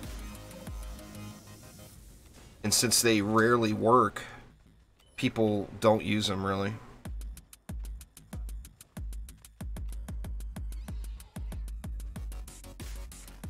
I tried, Quick, I tried. All those rolls, man. All those rolls. It just amazes me. I could never get one good roll. I mean, I didn't even get one roll that was close. Sounds like my guides and tutorials playlist might be the place for you, class. If you go to my YouTube channel and scroll down, it'll be featured right below. It'll let you know all the basics of the game. But, I mean, the TLDW is mods are... the items you put on, the modifications you can make to weapons, armor, and relics that increase the power of that specific defense or hero or whatever you're putting it on.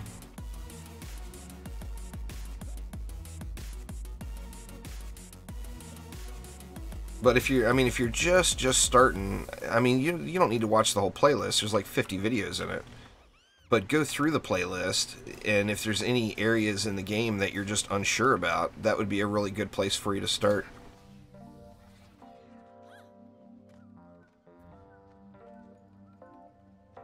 Just came back from Power of the Ancients update.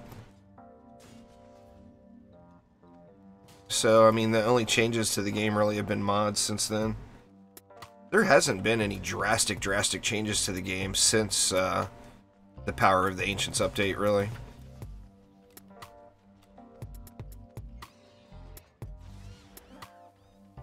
I mean, mods, but that's about it.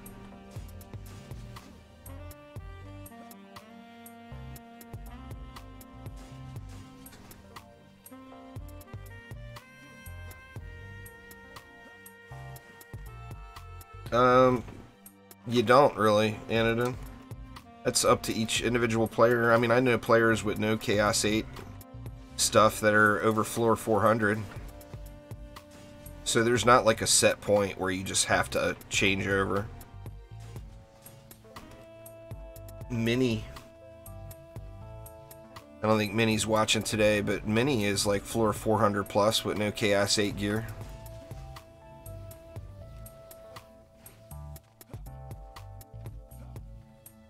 No, mods are items that you put on medallions and totems. Medallions and totems are relics.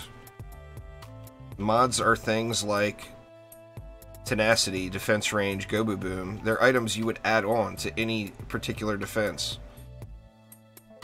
You know, all of the things listed below that item, whether it be a weapon, a armor piece, a relic, those are all mods.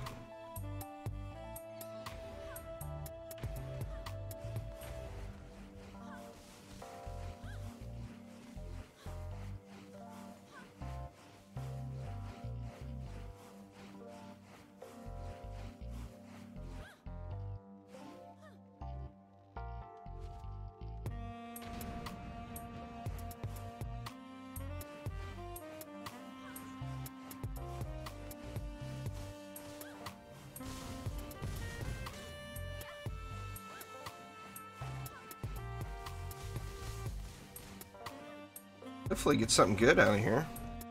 Gotta run this long ass map over again. Hopefully get a nice piratey mod here.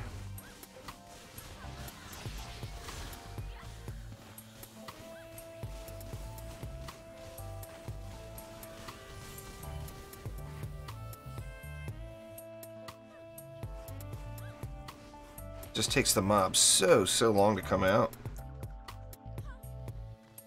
Yeah, there's a video about mods. You can't really upgrade a mod, but there's videos about all that stuff, class. Like I said, that guides and tutorials playlist, there's some stuff there that you just won't need to watch because it's a very complete playlist. But just skip those videos, you know. What's going on there, Neville? How you doing?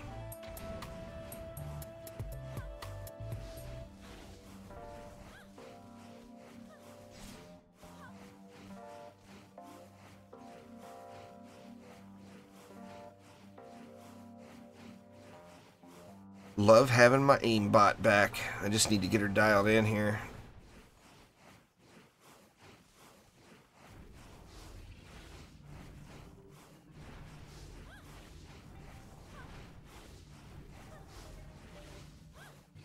Well, that's the downside in any game of getting carried, is you don't really learn the game, you know.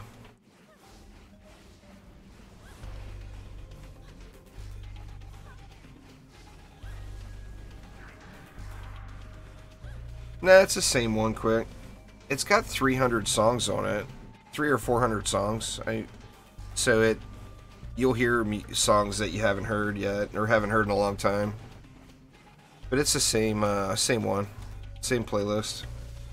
I'm about due for another one, probably.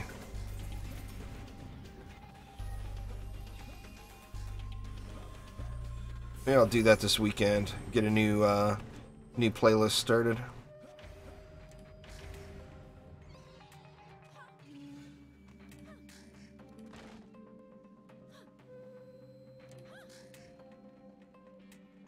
Yeah, it's 100% all about using the correct defenses against the mobs and mutators that are there. If you see a lane that enemies take increased physical damage, then you have to use physical defenses. You know, ballistas or cannonballs or explosive traps or any physical defense. If it says it's got proximity, then you want to use defenses closer to where the enemies are going to come out. Because the closer the defenses, the more damage they're going to do. But Onslaught is all about light. I still refer to it all the time, but one of the things Lightrayne said back in the day was that that it's like rock, paper, scissors, and it pretty much is. You look at each individual lane, and you say, okay, these are the mobs that are coming out. These are the mutators it has, so I'll build these defenses. Then you go to the next lane. It's a completely different lane. So it doesn't matter what you built over here. You go over and look at this next lane and say, okay, these are the mobs coming out. These are the mutators that you're using, so I'll use these defenses. And you build every lane independently. You don't go through and do the exact same thing on every lane. I mean, once you get things once you get setups dialed in with proper mods and all that stuff, then you can get away with doing that. But as a general rule, Onslaught is about you build the lane for the mobs and mutators that are there. And you'll win. You know, if you got a lane that's all cyborgs, well then don't go spamming flame arrows down the lane because they're just all going to get disabled. You know, you have to build for the mobs and mutators that are present. Oh, I don't know, Quicksilver.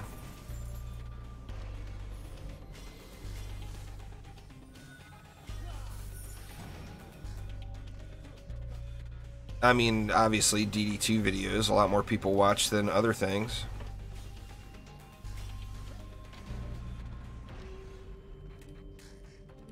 Yeah, that's all I'm doing until the next update comes there, Ginger. I got no reason to do any other game modes right now.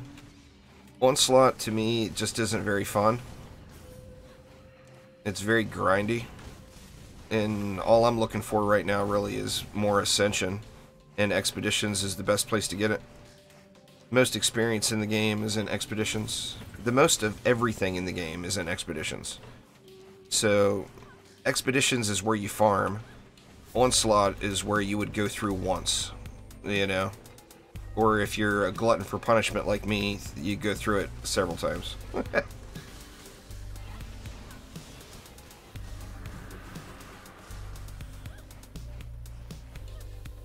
There's no best map.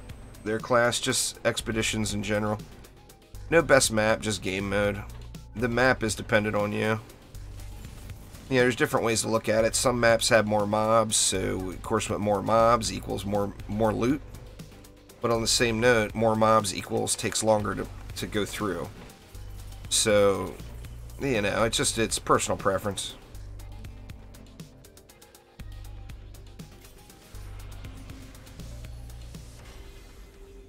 But as long as you're doing Expeditions, as far as gear, experience, and shards, then you're in the right place.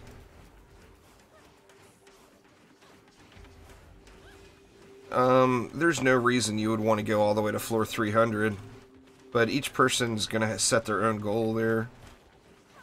Their Blacky Chain. So if, you know, it's up to you. Each person's got their own goals, you know. If you want lots of ancient power points, then, you know, there's no reason for you to push high at Onslaught.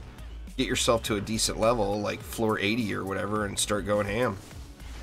If you only want to get just a few ancient power points and you don't really care about it, and you're mainly looking for the Ascension caps, then you'd want to push higher in Onslaught. But everybody's got their own goals.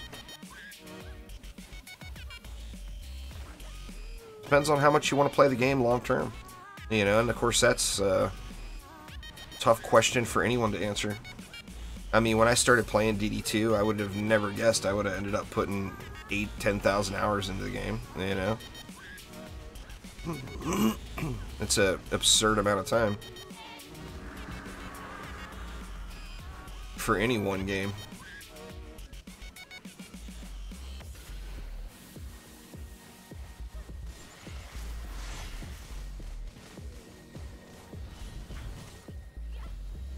You can use whatever defenses you want there, Anadin.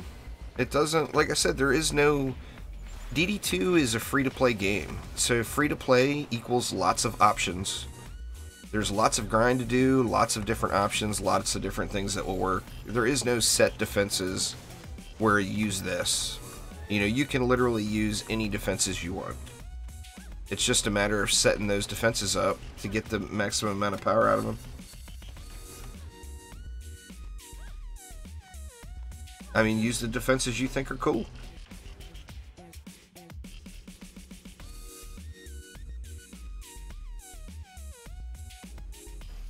You don't have any hard-hitting single-target defenses on your list, though.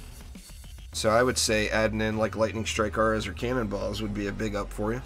If I was to name something off the list you put down. Yeah, got a shield. Every time I see that shield, I die a little inside. You do the whole run for no mod. Disappointing.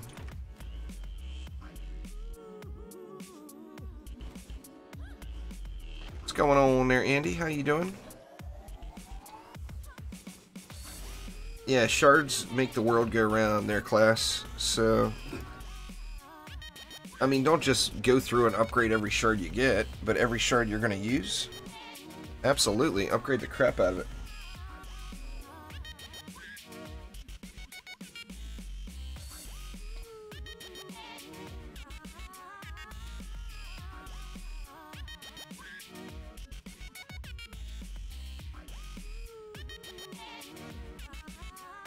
If you got a C4 relic on it, and you've got destruction, defense rate, and deadly strikes, then you're doing the appropriate mount there, class. I mean, I don't know off the top of my head with a C4 relic what you would do. But, I mean, don't focus on that. You know, like I said, the game is about using the correct defenses in the correct places. It's not a matter of how much power can my defense do. If you're using the right defense and you have the right shards and you have an appropriate level of gear. So if you're in C4, you wouldn't want to do it with less than C3 gear, right? Then if you've got those things, then it's just about using the right stuff. The right stuff in the right places. Many options on what to do. Shards are the building block of the game, Mage, so yeah, shards are way better than mods. Mods are junk without shards. Ascension is junk without shards.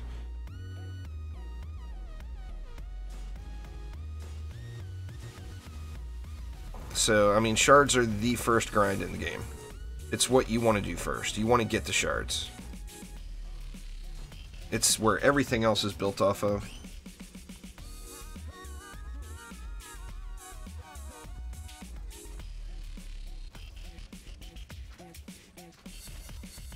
I mean, you can compete at a very high level with... what's up, kitty? You can compete at a very high level using no mods at all, or just random mods, if you have the right shards in every department. You can't compete at a high level having all perfect mods with crappy shards. So, I mean, shards are much more valuable than anything in the game. That's one of the reasons that make this next update such a big deal. Is the ability to get all the shards you want is going to be way easier.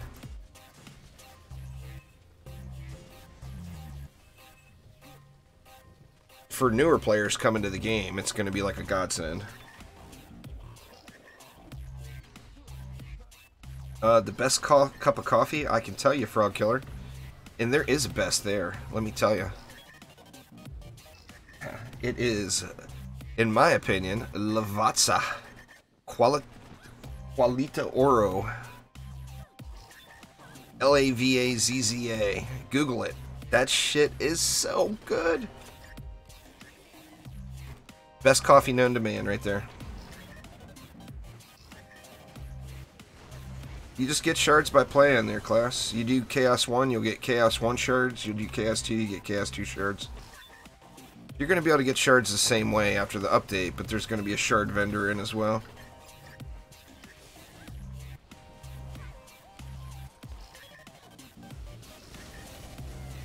Well, I mean, it's so depends on usage there, Carmine. I mean, the meta would be Flame Auras. Flame Auras are probably the most heavily used AoE defense in the game. Just because they're easy. You throw them down, they cover a big area, they'll hit up to 10 mobs. Does that make that the best? No, it makes it the most used.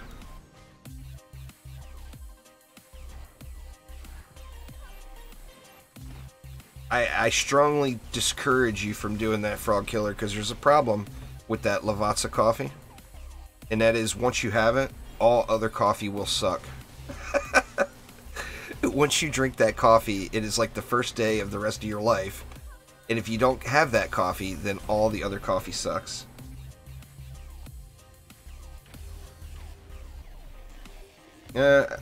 Highest level gear you can get is definitely not in that category either, JQ. Gear is a non-factor anymore. Gear is just the thing that holds shards. That and any piece can be re-rolled, the primary stat, so there's just no... Gear is just a container now. It doesn't really mean anything else.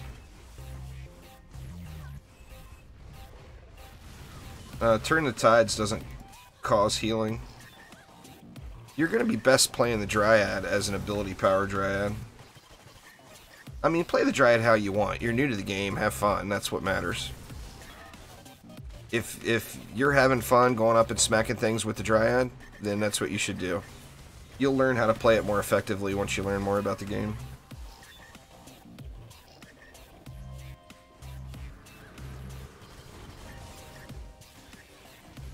Your highest floor, Anodin. So you only get the minimum ascension for pushing forward.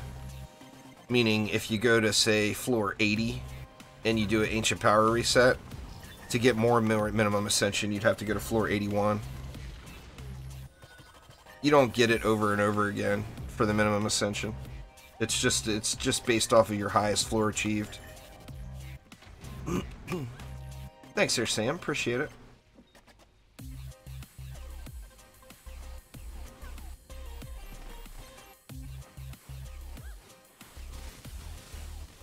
And let me tell you, Frog Killer, I'm having me some Lavazza right now.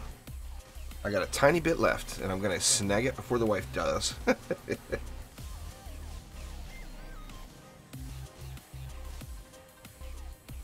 Man, this stuff is so good. It's literally life-changing in the coffee world, I assure you.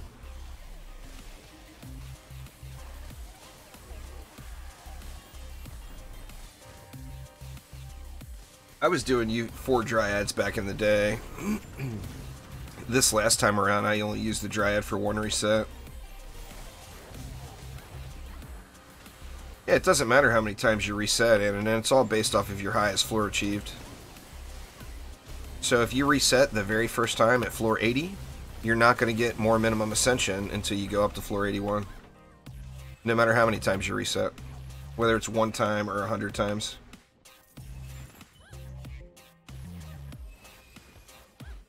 Well, you gotta... I mean, that's kind of a JQ there. No offense, dude, but, I mean... You gotta be using the appropriate tier gear.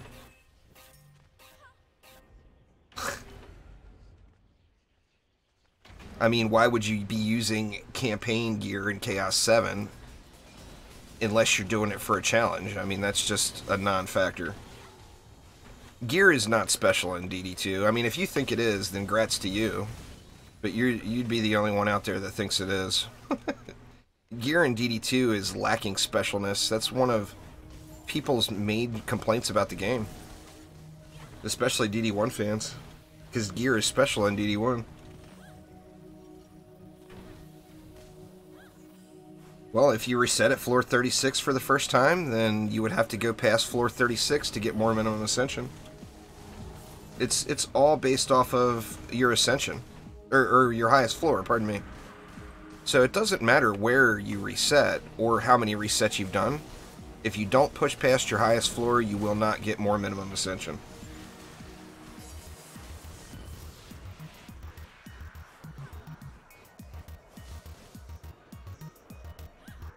But just to argue with you further there, JQ, a complete piece of crap Chaos 7 Relic versus a maxed 10 out of 10 Chaos 7 Relic with the proper shards, there's going to be almost no difference in the defense.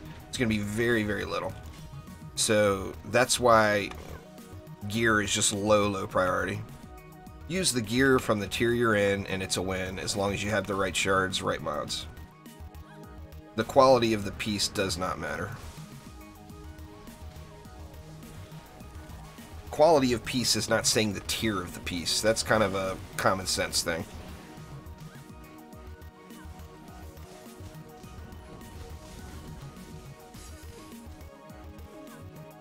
There, I'm done arguing now. That's one thing I just so hope, and I think they'll do it right.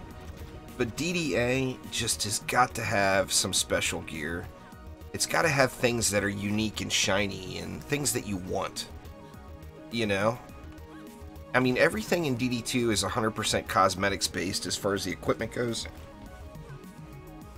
There's like very few items that are actually special. You know, like this weapon is one of them. This is one of the few special items in the game.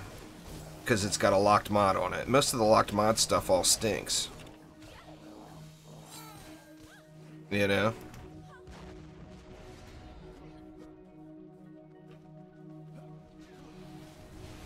You should worry about that later down the road there, Anna. If you don't have a regular destruction in your gear, you certainly shouldn't worry about mass destruction.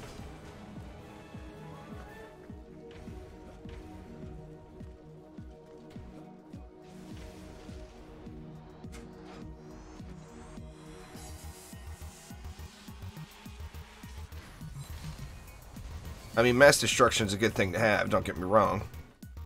But you're just starting the game, you haven't even progressed through it. Your very first goal should be just getting into Chaos 7.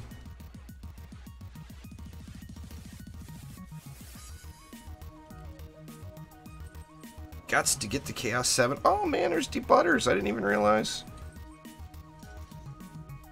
I didn't realize Debutters was here. Should have made him build.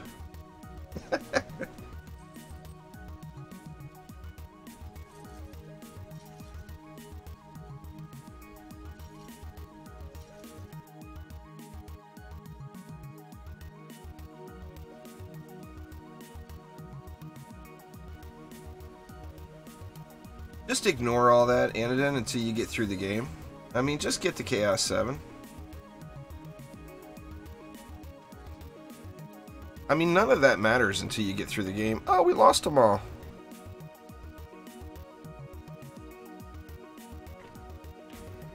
No, Debutters is gone.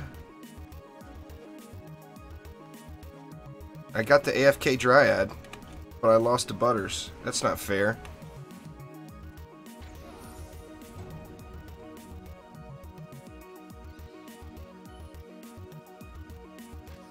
There's not, Prod Hero. It's a straight up. You got to do the minimum number of maps. The fastest way would be to always start on your minimum or your minimum Onslaught floor. So, like, if you do your first reset and floor 5 unlocks for you, then start on floor 5. But you're always going to have a set number of maps to do. There's no fast way around it. Like, towards the end, you're going to have to do floor 51 to 80. That's just all there is to it. So there's no shortcuts. You're just going to have to do those maps. What's up, kitty?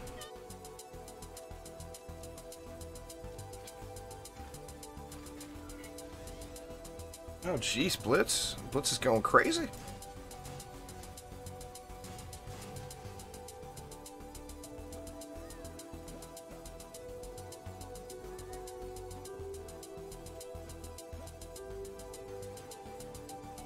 So you're to the point where you should ignore champion score then, Ginger? Champion score is just used for gating to get the various tiers unlocked. It's not an inflection of anything once you get past that point. The game's all about your relics, and champion score doesn't include your relics, so it's kind of a moot point after you get Chaos 7 unlocked. Is that you, Ginger, or are you the AFK Dryad? We got some throwers here. Everything's gonna die anyway. I think it's good. I think we good. Got all this DU. Might as well use it.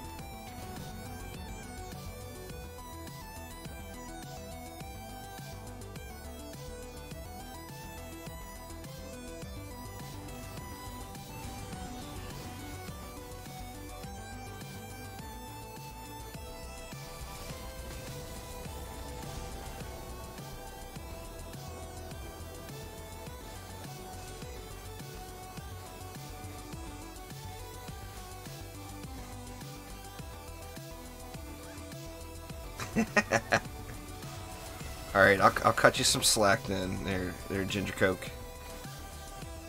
I won't beat up on you anymore, I promise.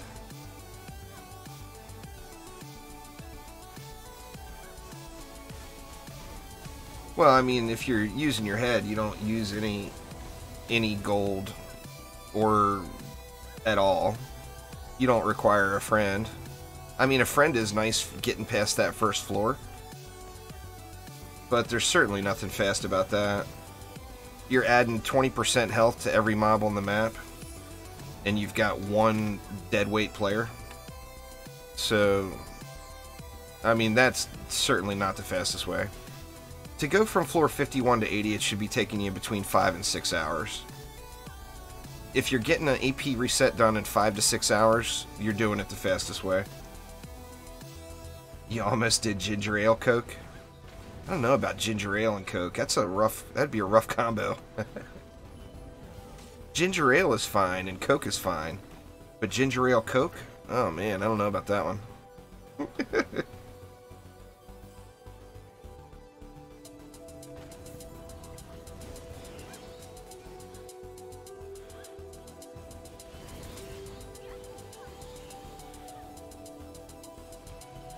I mean, Ancient Power is all about how long it takes you to get from floor 51 to 80. When you first start, you can do resets super quick.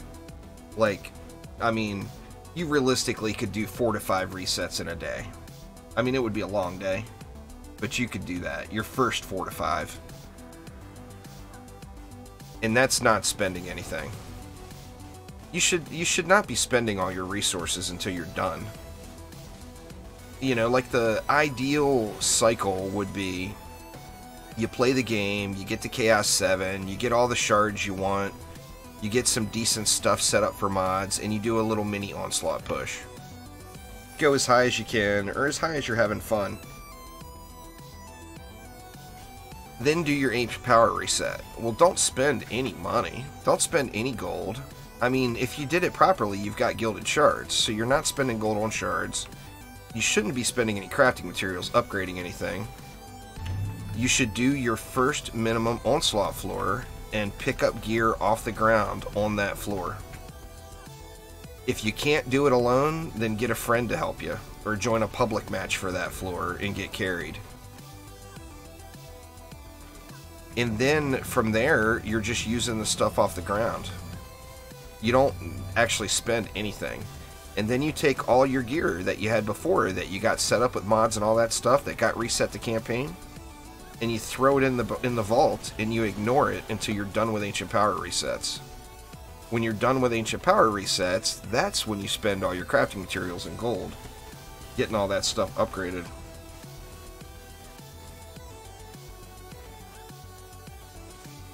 That's the ideal cycle. Not spending anything. You know, the thing that, like, the thing with Ancient Power is, at a maximum, the hardest it will ever get is going from floor 50 to 80. So, with that in mind, going from floor 50 to 80, you just don't need all those perfect setups to beat floor 80. As long as you're using the correct defenses, you've got all the right shards, you're going to beat floor 80 without having great mods, without having all that stuff.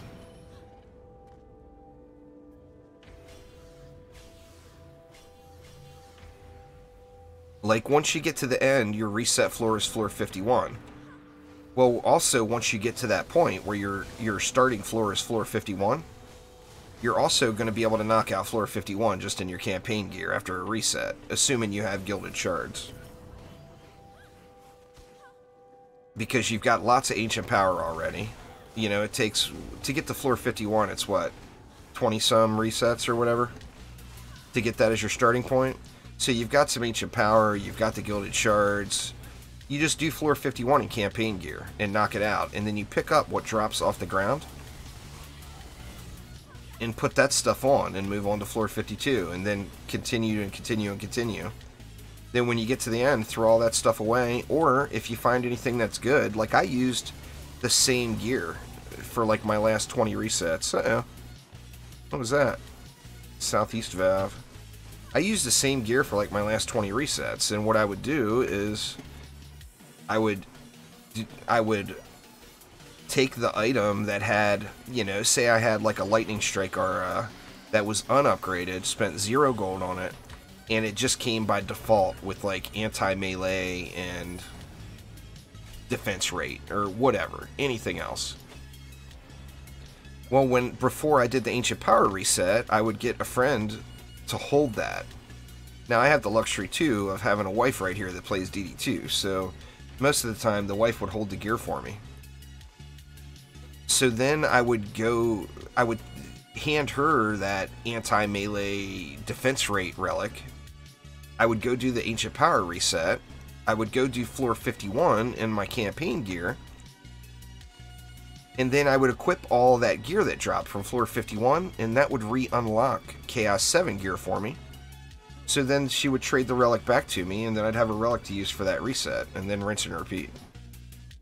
That is the most ideal setup. And doing it that way, you're going to get, if you're grinding it, you're going to get resets done in about 5 hours. Like, I did a bunch of them on stream, and on stream it takes a little bit longer.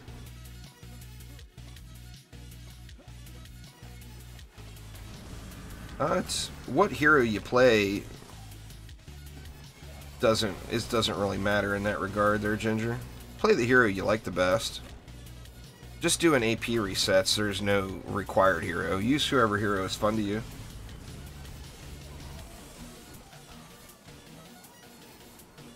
The Debutter's volcano technique.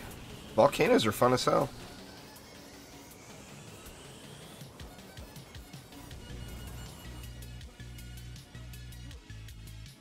Yeah, everything resets that you're keeping Free Ranger.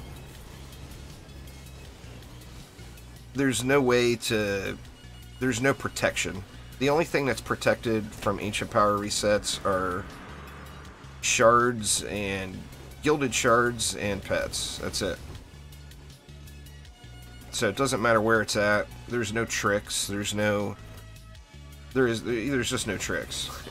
It's gonna get reset. Your stuff's getting reset. What's going on, Tammy?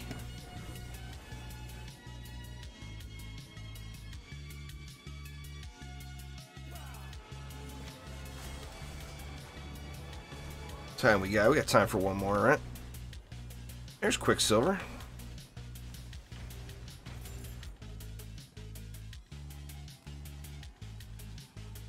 You don't even need the alt there, JQ.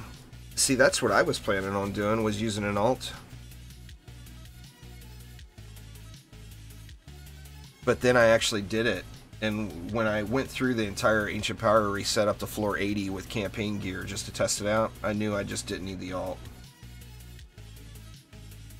It slows things down a little bit with the alt. But I mean, everybody AFK resets. That's just what you do. Requirement number 1 for Ancient Power, a list of things to watch on Netflix. That is your very first Ancient Power requirement, because it is mind-numbing boring.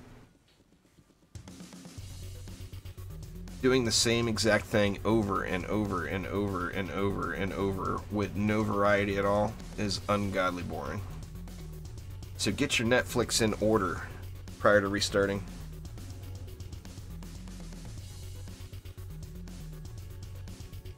I'm going to do one more map and then I'll be done for the day. Gotta let the wife get some sleep. I'm keeping her up. Huh? So yeah, we'll do this last map and then I'm going to have to hop off here. If it'll load. Let's see.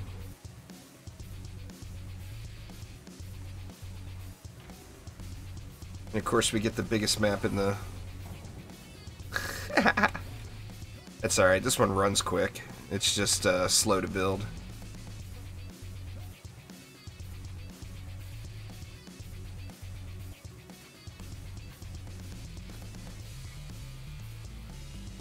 It's 51 to 80. It never changes from where you're already at, if you're that high. Like I said, 51 to 80 is what you get to.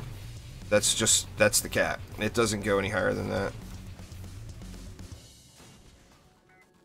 So every reset you do will be 51, floor 51 to floor 80. And that's where that mind-numbing boring thing comes in. Get your Netflix in order, folks. Or get an anime lineup or whatever your thing is, whatever you like to watch. Get a long list of it. I highly suggest rewatching Game of Thrones.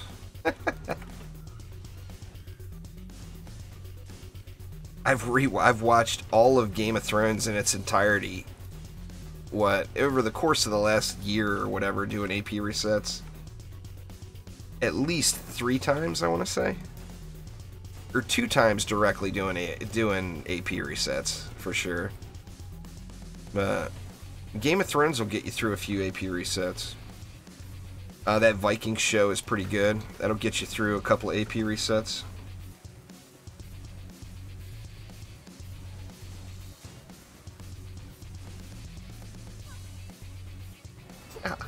Ancient Power, man. Ancient Power is the Dungeon Defenders 2. I mean, Chromatic Games should get a cut. Netflix should be helping to fund DDA just from the Ancient Power system.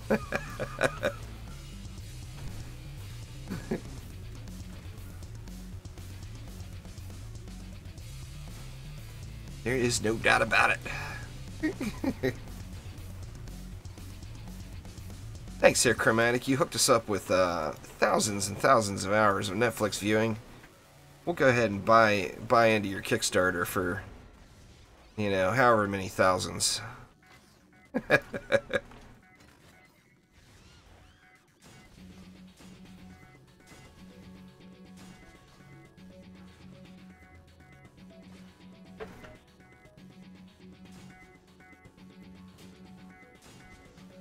Oh, I'm always ready, Quicksilver.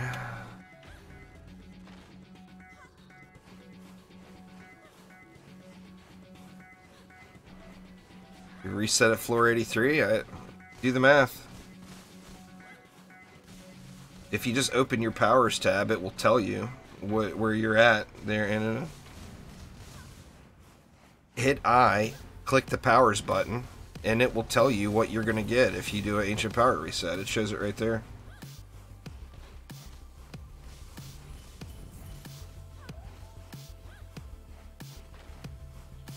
You're going to get 12 minimum Ascension for every floor past 30. And then you're going to get minimum Ascension based off of every 50 Ascension levels as well.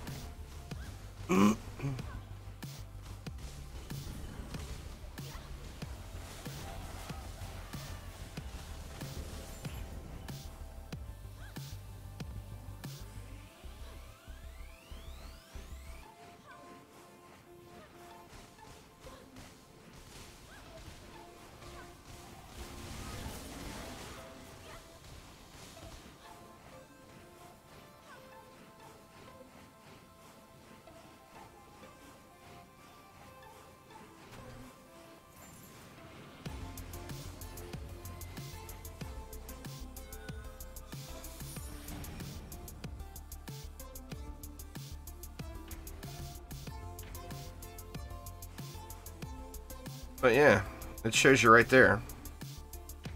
To gain Ancient Power, it tells you what you'll gain. It's all listed right there for you.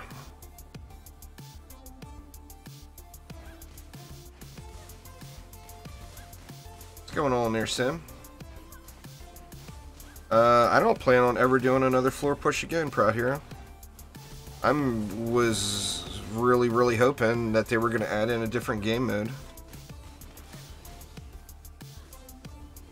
Floor pushing is not very entertaining. It gets very grindy.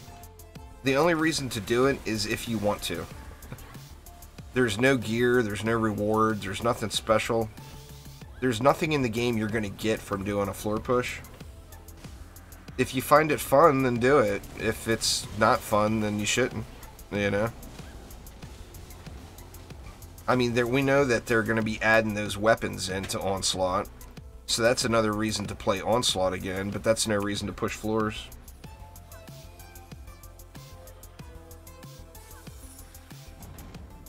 So yeah, I mean, it's up to you. What's going on there, Finch?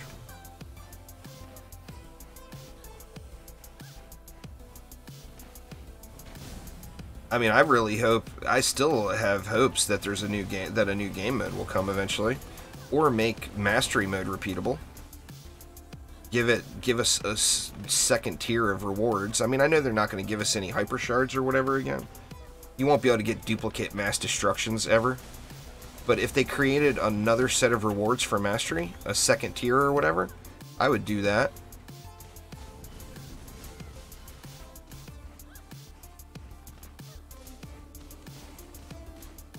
No, it used to go to the poison attack. It used to bypass the attack speed of poison, but it doesn't anymore, Matthias. It's a crap shard now. Just throw it in your vault and forget about it. Maybe one day they'll change it back where it's good again. It's just not... It doesn't stand up to just a regular defense rate. Defense rate affects your poison rate and...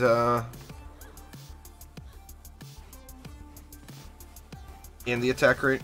Uh-oh. Yeah, crap. Snoozing. Yeah, free to play equals free to grind. That's just gonna happen.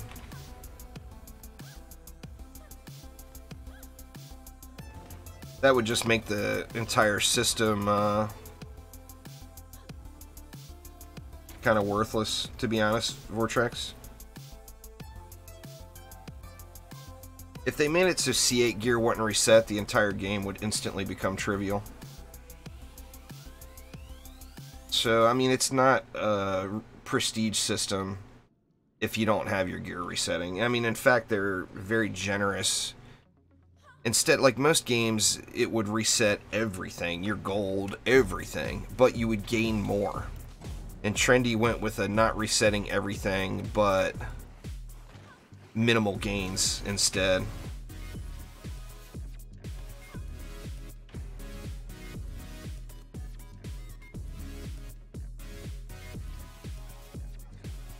But, I mean, having C8 stuff not reset would just completely trivialize the entire game.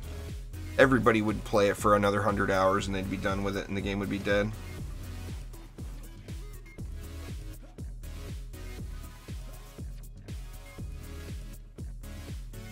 But if you're talking about just opening regular C4 shard packs, statistically, probability, if you did the math, would say you'd have to open well over 100 to give yourself just a 99% chance of getting one defense rate.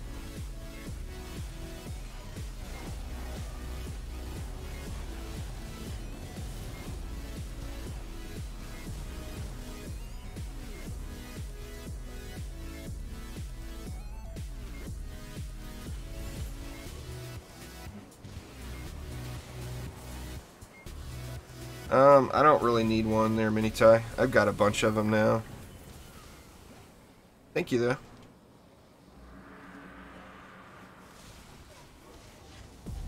I'm all full. There's no defense, nothing for defenses at all that I need. You know, obviously I got lots of heroes I could dial in as DPS heroes. So I need to get mods for those guys, but as far as defenses go, nah, it'll be April. There, Asphalt.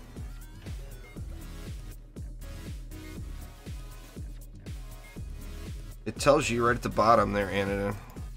You look at this box right here, and it says this is what you're going to gain. So you would gain 5% gold bonus, 5% experience bonus, increased talent caps, and minimum ascension levels. So whatever this is what your new minimum ascension level will be if that's your first reset.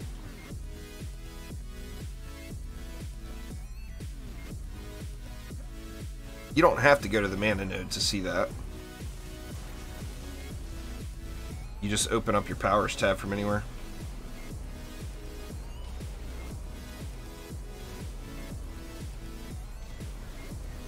Yeah, you don't have to do any of that, and then just open your powers tab and look at the bottom. It shows you right there what you're going to get.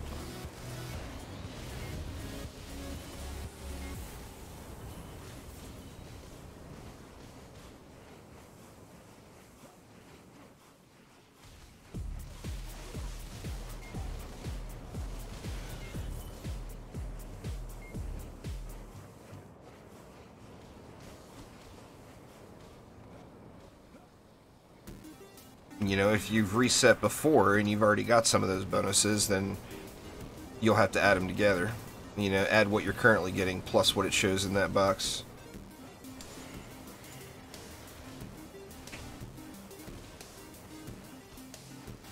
I stream every day at 12 noon Pacific time there, Ginger. Actually, tomorrow's Friday, right? Is today Thursday? Yeah, tomorrow I'll be on Twitch at 1. Friday is the only exception to that. But I stream Tuesday through Saturday at noon, except for Fridays. Fridays I go after Trendy on Twitch, or Chromatic. So tomorrow I'll be streaming on Twitch starting at 1.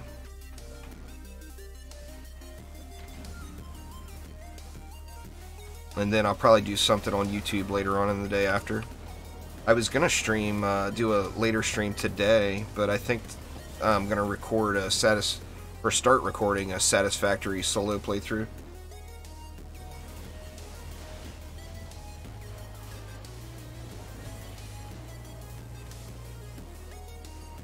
Yeah, if you've already reset before, it shows you what you're gonna gain. So you would want to take your current bonuses plus that. If you've never reset before, then it's going to show you what it's going to be. But you can look at that from anywhere.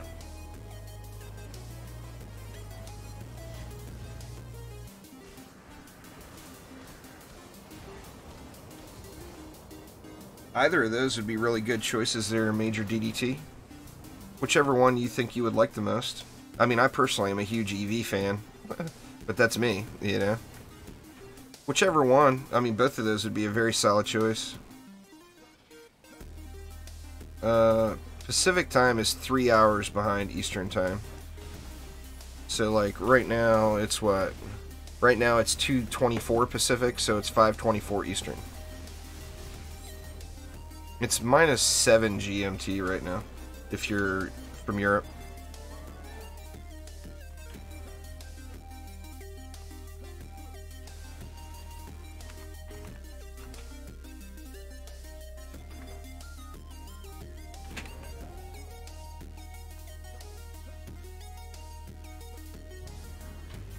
Alright, let's go back to Tavern, take a quick look at the loot, and then I'm going to call it a day. Like I said, I'm going to do a bunch of local recording today.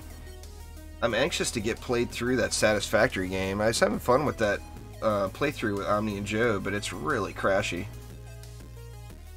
But yeah, tomorrow is on Twitch. !Twitch in chat. We'll get you a link to my Twitch channel if you all aren't familiar with that. But yeah, the day stream will be on Twitch, and then the night stream will be on YouTube tomorrow. There's not, Major. They were originally talking about swapping those heroes out, but that are at that little test feature, but they haven't done that in ages.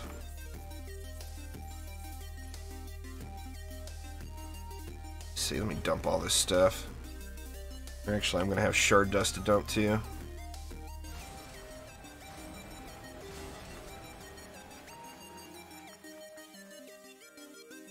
No 10 out of 10s today, huh?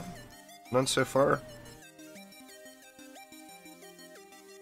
Oh man, that's a really good main stat roll, but it's just bare bones on the defense health.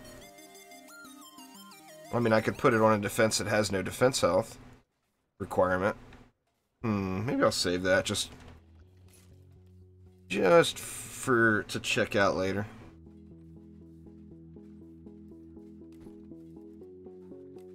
Well, thanks there, Charles. Glad you could make it, man.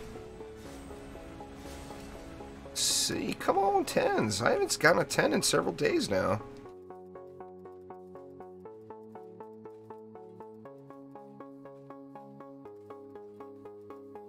Nothing worthy there. Oh, the second it was announced there, Major. The second it was announced.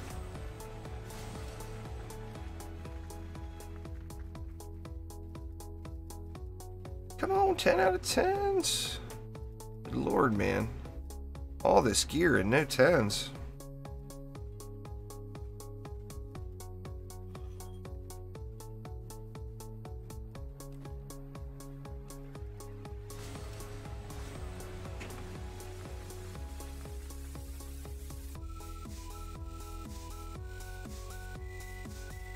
Nothing good today. How unfortunate.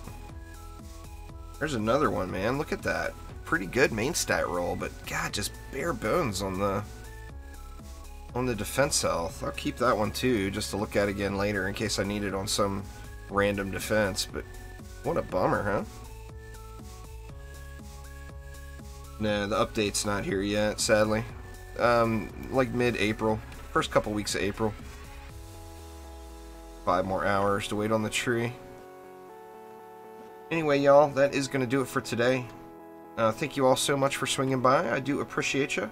Like I said, there's not going to be a later stream today. I'm going to get some local recording done. I want to do a satisfactory playthrough, and I'm going to get that started here today.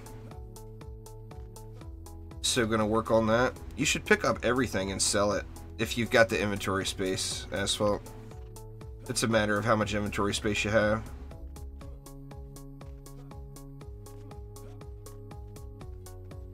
Anyway, y'all, everybody have a wonderful afternoon. Don't forget, tomorrow on Twitch.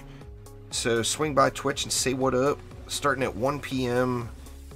Pacific time. So I think right now Pacific time is -7 GMT. And I will be live then. So thanks again, everybody. Y'all have a wonderful afternoon, evening, morning, and I'll see you next time. Take it easy.